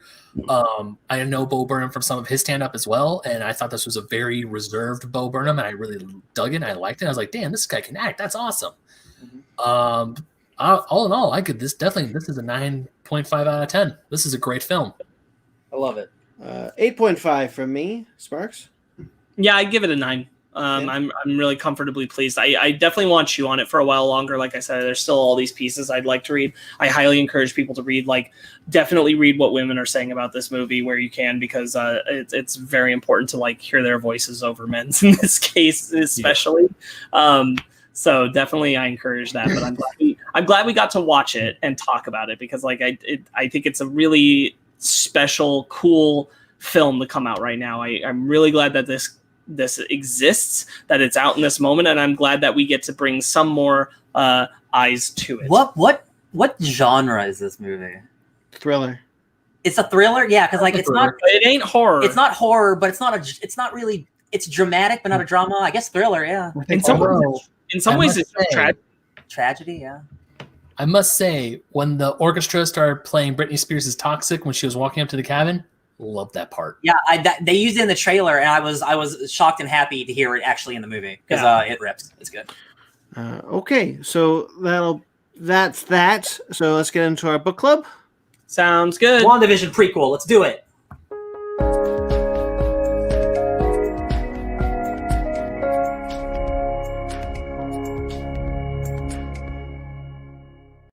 Makes it happy. Oh, yeah. So anyway, I was talking to. Oh, I'm sorry. I gotta. We were actually talking, so. Okay, Sparks, it's your book club. Take it away. It is my book club. I picked Vision by Tom King. Do you have the artist on hand? Gabriel Walta. Thank you, Gabriel Walta. Look at this beast. Yes, it is a 12-issue series, much like Mr. Miracle, which we did half of at one point. This was the first thing Tom King, one of the first things Tom King wrote professionally. Yeah. This is really good. I really wanted to check this out, obviously, because of WandaVision. Mm-hmm. And I had not read it myself, but I'm really glad I did. I didn't realize, like, for some reason in my mind, I felt like this book had been around longer than it had been. But I'm reading it and I'm seeing the black, the Falcon, Captain America, and the Lady Thor, and I'm like, oh, this is way more recent than I thought it was. I thought this was like 2016, like 2010 or something. No. Nah, it's pretty recent, but I really enjoyed it. This is a cool narrative all about Vision trying to force out a suburban family in his world to exist by creation, and that kind of not working out so good. I think this book is fantastic. This is the book that made me a Tom King fan. I bought the #1 not really knowing what it was. And then it exploded in popularity. So luckily I got that #1 sign. So that's probably worth something. Sure. This is definitely like we talked about with the WandaVision. Like, I'm a Twin Peaks guy. I love really weird, surreal shit. Like, this is WandaVision at a 10. I really love this book. I think this is one of the best books Marvel's put out in a long time. I really do. It's just so bold in its direction and its choice. And this is before a lot of these types of books were around. Like, this really was the first one to really do this, like let's subvert everything about this character and rewrite it, because who really cares? And I think it works. I would think it works 100% of the way. Of all the Tom King books, like, this is the one I have the least problems with, to be honest. Sure. This is my second or third time reading this book. It's definitely my favorite thing that Tom King has ever written. I really... one of the things that really strike me when I'm reading it is how standalone it feels, especially now. It doesn't feel like it necessarily needs to fit in the Marvel universe at this time, because it does feel so totally different from everything else that's happening. And yes, all these characters show up, but it does feel like it's ancillary to it. And I think that kind of adds to the longevity that this book will receive, because you could just pick it up and not know anything about Marvel continuity or Marvel continuity at its time. Unlike, say, with like Captain America or with like Thor's or whatever, this feels wholly like almost independent And it gives you all of the information about Ultron and his weird family, all his different family members, in a nice truncated way that like gives you just enough so you know the characters. Yeah. This, I haven't read a whole lot of Tom King. I mean, I'm kind of bummed because I got Batman, Catwoman on my desk right now for me to read, which I need to pick up, which I need to start reading. Your angel of death is upon you. I know. Did that issue 2 come out soon? They came Sure out this did. week? Came out this week. I need to get that then. Or is it cup? Yeah, I need to get that. Side tangent. This, because Vision was one of those characters that I didn't know existed until the movies came out. Like I remember when Brandon showed me the concept art for that he got at Comic-Con a few years before, or the year before Ultron came out, and he pointed that he was like, "That's Vision." I'm like, "Who's Vision?" He's like, "You don't know who Vision is?" And then he told me who he was, and it's like, "Oh, that guy." I gatekeeped. Oh no! No. You How dare you not know who Vision is? Brandon, you were not gatekeeping. I'm kidding. Vision is like I remember like the first. You know, we have Captain America, Thor, Iron Man, but Vision was the first like MCU character to be like, "Oh, they're doing it. Oh, they're going stupid. Cool. This is the floating amazing man." They introduced Vision before they introduced Hank Pym. Oh, what a world! Oh God, they did. Yeah. Yeah. So with most of my knowledge of Vision coming from the films and a little bit of the comic stuff, like I read Vision, like I knew he was married to Scarlet Witch thanks to Avengers vs. X-Men and a few other books here and there that point to it. This book was like a shot of adrenaline, and was like, here's something that you would never expect. Because in all the stuff I have read of Vision, he spoke more human. He didn't speak like a robot. And then 3 pages in, it's like Vision gave up his emotions. And then in this whole book, his family, his wife, they're speaking like machines, like you would expect android to like talk. A Tom King character. Ooh. I'm kidding. I know. That doesn't offend me because I don't believe it. Yeah, I really enjoyed reading this. I mean, the twists and turns this would make, like the second the Grim Reaper showed up and stabs Viv, I was like, oh shit, we're going that route. Because real quick. I'm sorry, you talked about the Grim Reaper stabbing Viv. Viv is a really great point of what I was saying about how this book feels like it's independent, because Viv ends up in the Champions, and that's just wild to think that this book had repercussions. Yeah, because it feels so like just ancillary, just alone. Sure. Mm-hmm. Yeah, so you get like the Grim Reaper stabbing Viv, and then you get Virginia killing the Grim Reaper, and like, oh hey, don't tell your dad. Yeah, don't tell your father. Virginia's so sad, man. Yeah, so sad and tragic, and so Twin Peaks in her downfall. It's beautiful in its unhappiness. I think my favorite stuff is the Victor Mancha stuff, because it is so heartbreaking. This guy, because Victor Mancha is not a character I relate to, like, or know very much about. Like I read him in Runaways, but that was so many years ago at this point.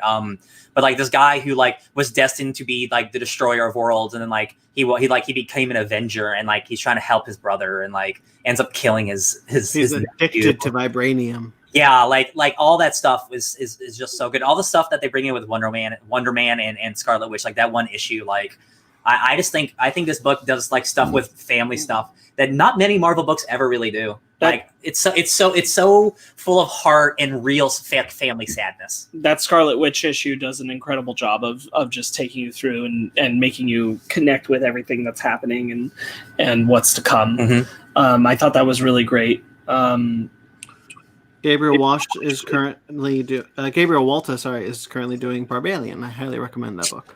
Yes. Agatha Harkness. Yeah. Yep. She's that's who we all think Captain Han is, right? Agnes. Yeah. Absolutely. She's a cool presence throughout this book. Yeah. I really like the way they use her. She's like a ghost the whole time, or like what's it called, like an astral projection. When you see her with the cat. Yeah. And then she turns to that astral projection later. Mm-hmm. I just thought that was cool. I just like the way that she was utilized. Yeah, and again, she has a weird relationship with Wanda. Like she was her mentor, then she became like a villain and an anti-villain, and now she's like helping the Avengers, because nobody wants the world to end, whether you're good or bad. Again, like all the stuff, like just the way Vision talks And it's just like, did you hear me? Do I need to raise my vocal presence? Like all that shit, dude. The part where he's replaying his son trying to get his attention while he's on the Avengers call with the eyeball. Yeah. And you hear him, he hears himself saying, I told you I couldn't hear that. I'm very busy on the call I told you about. And Vision just sitting in that moment, and you're like, oh man. Yeah. This whole book does introduce the idea that Vision is going to destroy the world in some way. Yeah. But Virginia sees that too and stops it. That's again, like their ending, it's like, it's so beautiful and sad. She's like, you've saved the world 37 times and I got to save it once. Right. And like, 'cause she stopped him, and I'm like, I do think it's, I don't think it's a problem, but I do see people don't like how at the very end, how quickly, she rewired him once or twice, and when he was sleeping, and blah, blah, blah, blah. And like, that's the reveal. I don't have a problem with that. I think it's fine. He's a robot. I didn't think of it as a reveal. I thought it was she was lying so that the police wouldn't suspect him in any wrongdoings. No, she fixes him so he can't. So his memories are altered. She messed with his memories. Yeah, multiple. I'm gonna find the quote because I think that's not exactly the case. Keep going though. I don't want to. Yeah. That reveal where Virginia, the reveal we were talking about earlier, when Virginia goes on where she says like, "Oh yeah, I've done this." Like when she confesses to Detective Lynn, I was like, "Oh damn." Brandon, I don't think you need to look for it, because at the very end of their conversation, Vision's like, "I'm gonna go tell the police that I lied to them," and she's like, "No, you won't." No. There's a different quote. Keep going though. I'll find it. Go ahead, Ben. Anyone? Yeah, because that reveal didn't bother me at all when she says that she like fixed the memory or something. Just the whole dynamic. It kind of, I feel, because when I was reading this, I was like, wow, this is kind of like Shakespeare in a way. Yeah, absolutely. So here it is. She says, "I uploaded my confession to the police to our share file. Have you accessed it yet? I have. You must know your death will be wasted. I will, of course, correct your embellishments to the authorities. No, you will not." So I took the embellishment line to think that she had made a false account, because we see that she burns the Grim Reaper in the account and not buries her. So I assumed that the rewiring thing was another embellishment to get him off the hook. Yes. She rewires him because he is incapable of lying, so she makes it so he can't lie because he doesn't know the truth. No, I'm saying I don't think she actually rewired him. I think that's just the story she's telling. Oh, but he's incapable. She's lying. He's incapable of lying, though. He could not have been able to do that. Right. The line. I don't want to read this whole page. But it's not important. I don't take it. I don't take the lines of dialogue that she says about the embellishments, about the fact that it is implied that she is already faking the story. I don't think she actually rewired him. I think it is just her doing it so that the police will see that confession, the false confession, and not suspect Vision in any wrongdoings because he was rewired. I didn't think that those were the embellishments that line was referring to, but I can see how you get that read. I'd have to read it more than once to know how I felt about that. But that's definitely not the takeaway I got when I read it. Mm-hmm. Maybe I'm an idiot then. No, I'm not saying you're an idiot. Not at all. I'm saying that I thought that the embellishments were referring to other inconsistencies in the story, but not the rewiring. Yeah. Because I only to Ryan's point, like I'm pretty sure they established somewhere else that Vision is incapable of lying, so I just assumed that was truth. Like a sitar. So she would have had to. So she would have had to have reprogrammed his mind. But either way, like Brandon, what you explained, like I get how you get that read. It makes sense to me. I just would have to read it again. Move off of that.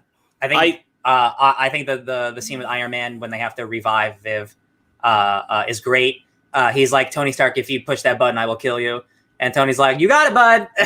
Good luck. And then he reports back to Avengers. It's all fine. Vision's great. Nothing's wrong. He's totally not going to kill us. He's just like, Jesus, Vision, calm the fuck down. Something I like that Tom King does in it is where he tells you what's going to happen later with certain characters, like the neighbors. Oh, at the very beginning. Yeah, Absolutely. yeah. And so you're like reading the descriptions of like they will be burning in fire, and he'll wonder how this happened, and she'll wonder why there wasn't anything in the vase.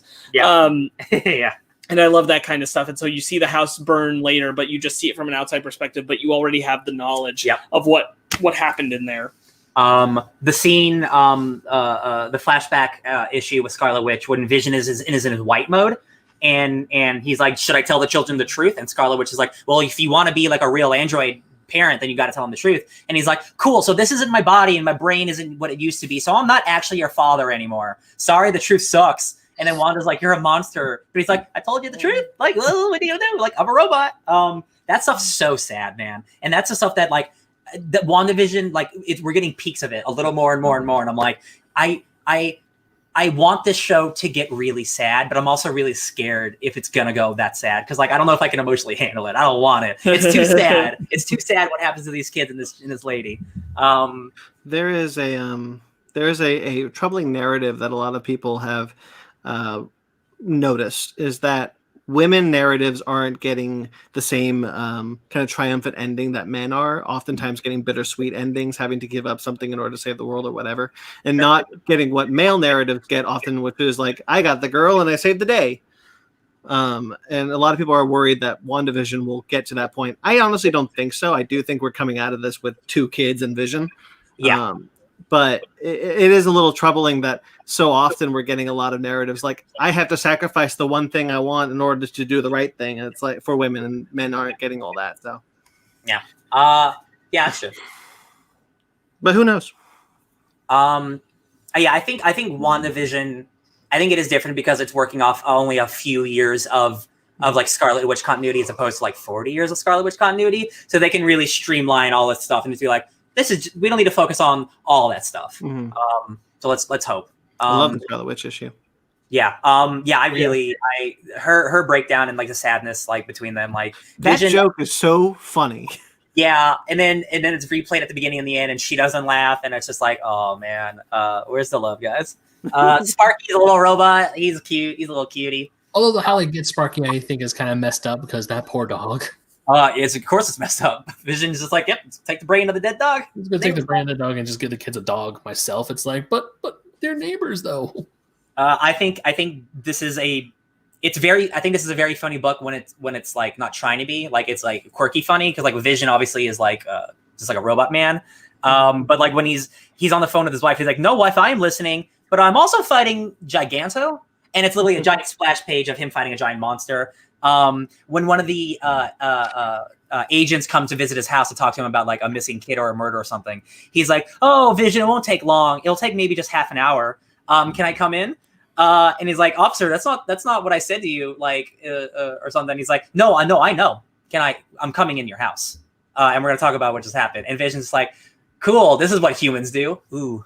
This is such a good splash page of him flying through the air. There's a can you find the splash page? It's near the end. It's Vision against all the Avengers, but also Simon Williams Wonder Man is also on a movie poster. Then they break into they fight into a movie theater, and Wonder Man's talking to Vision in the movie, and I'm like, dude, this is some good shit, guys. Oh, Vision's so strong. He's way too strong. He could kill all those Avengers real easy. Like, man. He reminds me a lot of the Martian Manhunter, which a lot of people forget that the Martian Manhunter is actually stronger than Superman. Oh yeah, Vision. Yeah, excuse me. Yeah, I just think this book's great. This definitely is a like I don't know if this could run like an Immortal Hulk for like 40 issues. I really like the 12 issues of what we got. Me too. Yeah, I think this book's really special. It's tight, consistent. You get everything you need with the characters in it. Yeah, I think this is a really special book, and it's no wonder DC saw this book coming out and they swiped up Tom King and they promised him Batman in the world, so he wouldn't work at Marvel, which is a shame. Because I like he was working at DC beforehand because he was doing Grayson. Because Grayson and Vision were coming out at the same time, and they saw Vision was doing way better, and they were like, okay, Tom, do you want Batman #1 and like an exclusive $1 billion contract? And he's like, well, I can't say no. We'll also give you Mr. Miracle. Can you do Vision again with Mr. Miracle? 100%, and then just do that with Rorschach and Batman and Catwoman and all those other books. Strange Adventures, yeah. I think this is the best thing Tom King's done. I think it is I think it's very accessible to a lot of people. It's not a traditional comic book. Can you also do it with Heroes in Crisis? Oh, oops. Nope, never mind. No, you can't. Listen. After Vision came out, Omega Men became so popular because he did the 12 issue Omega Men. That book is also awesome. That is very much it's a Tom King style book. Like, so it's like this and the other books, but like that's another book that'll be a book club one day. That's a hardcore. It's where Kyle Rayner went after Robert Venditti took over Green Lantern. Yeah, it's man. There's like big suicide stuff in that book, man. That book is hardcore, man. Yeah, highly recommend this Vision book to those who haven't read it. And like, there's so many. I need to read it again. And now that you guys have read it, like, there's so many fun tie-ins that are just like we saw Grim Reaper, like his bones up in the attic of episode 2 of WandaVision. That's just a fun cameo. Like, there is 100% a doghouse in one of the episodes of WandaVision with Sparky written on it. 100%. I have unfortunately seen something about that. Yeah. So we know. I don't think we're getting robot kids, but we're definitely getting a robot dog. Wild. I do wonder if like maybe we'll just get the reference and maybe not the dog, but I don't know. Yeah. I think Agatha Harkness is a really cool presence in this book. Again, like I've only read her like in one other comic in like one issue. But like her presence is really cool. It makes me more interested in that character. I just think this is a banger. It's a banger of a book. Yeah. All right. Ben, it's your book club next week. It most certainly is. And for once in my life, I actually know what we're doing right off the bat. So are you guys ready to learn? No. Yeah. I love learning. I hate learning. It's well, my least favorite thing to do. Well, you're in for a bad time because we're reading the comic book history of video games. Oh, sweet. Wah. It's my Christmas present. I'm like, first shot. It's my book club. I told you it was going to be a future book club. Hell yeah. I'm into it. All right, so stay tuned for that. Next week, I think we're doing the John Manganiello superhero movie, Arch Enemy. Oh, are we? I think so. I think that's what we decided. We'll figure that out. Hell yeah, I love that guy. I've been watching him play D&D. Right. If audiences may have picked this up already, but what we're really doing is highlighting some movies that we normally wouldn't have if movies would be coming out. Just trying to find like interesting. I like it too. Yeah, it's fun. All right, so stay tuned for that. Of course, more coming next week. Get better. Oh, Mag, thank you. Oh, thanks, man. Mag says, "Get better, guys, after your incidents, and stay safe." Bye. Right. So of course, we have our other things on YouTube, our other shows on YouTube. If you're watching the live show, make sure to like this video and subscribe to this channel. If you're watching the video, subscribe to this channel. If you're listening to this, why not subscribe to the channel? You all got YouTube pages. 5 stars on the Apple Store or whatever. 5 stars. I'll even take a 4-star. Nothing below. Nothing below. We have other shows, obviously. Fake Nerds Watch, which we talked about at the top of the show. We are doing WandaVision. We just decided to do it one episode a week, so you keep more of that. We have our Basement Arcade series, which we talked about doing some more stuff coming soon, so stay tuned. And our Fake Nerd Book Club series, which will probably start coming back, I think this week, maybe next. It looks like. Yeah. Little Char and the gang. Pokemon. Of course, we also have, guys, this pandemic's still happening. The president said it. It's going to get worse before it gets better. Wear your masks. Did he say that recently? Yeah. Damn. I guess I got to believe it. Well, it's the new president, not the old one. Oh, cool. We didn't even talk, like, the inauguration happened. See, when it's like a normal presidency, we don't need to talk about it every week. Yeah. It's only been a week. But hey, if you want to wear a mask, we have masks. We have masks with our logo on it. Like, guys, that's so cool. Links in the description to buy your Crafted by Z exclusive masks. For that, if you also want to get a mask of what's the new shirt we got on TeePublic? It's I'd rather be a fake nerd than a true fan. Yeah, we got a mask of that on it. You want to get that? Go for it. Do it. Of course, on TeePublic, as I just said, we have the new shirt up there right now. I'd rather be a fake nerd than a true fan. Fighting the toxic fandom-ness of the true fan mentality, while also kind of a little bit of cheeky branding with us. We're the fake nerds. And of course, we have and our TeePublic, which we got the 3 tiers. Guys, the $10 tier, That's not a bad tier. You can get some cool stuff. We've been talking to a good friend of ours, and I won't say who right now. I'm talking to a good friend of ours of maybe getting some Patreon shirts there. So that'd be cool. Of course, right now you got your $10 tier is the commemorative Mike's Impossible Movie Trivia Challenge shirt from LA Comic-Con in 2019. Wow. One of the best days of my life, personally. Very good. That was a good day. And of course, our website, www.fakenerdpodcast.com. All the links are in the description below for all of that. So check out those. Thank you to everyone who watches this live show. Thank you to everyone who watches these videos. Thank you to everyone who listens to our podcast. We greatly appreciate all of you. You are dear to us in many, many ways. Thank you to Jeremy Bellucci, who has gone above and beyond with all of his musical work, and I cannot wait for you guys to hear all of it. That's true. You can find him at Jeremy Bellucci Keyboards. He has a podcast that we talked a bit about up top called Suburban Proctologist. So you can check that out at facebook.com/Suburban Proctologist Official or Instagram at Subproc Podcast. Of course, subscribe to that on iTunes. Give that some love. Mike Mottola. Mike, what can be said about Mike Mottola that hasn't already been said? Handsome devil. That's been said. Damn. We've talked. We have talked to him about a new print that I'm beyond elated for. That could be happening at the end of next month. We'll see. I hope we'll see. You can find him at Mike Mottola on Instagram and Twitter. All right. You can all find us on Twitter, Instagram, Facebook, all at Fake Nerd Podcast. FakeNerdGuys@gmail.com. If you'd like to get in touch with us personally, I'm at BT McClure on Instagram and Twitter. Ben. You can find me recovering from a busted flip by playing video games and also writing on Instagram and Twitter at BenMaga27. Also, speaking of writing, I write for OldSchoolGamerMagazine.com. Now that I have a bit of time in front of me, I'm probably going to get hopefully at least one, maybe 2 articles up because what else am I going to do? I need to take a break from video games every once in a while, right? You're on the typewriter. That's you.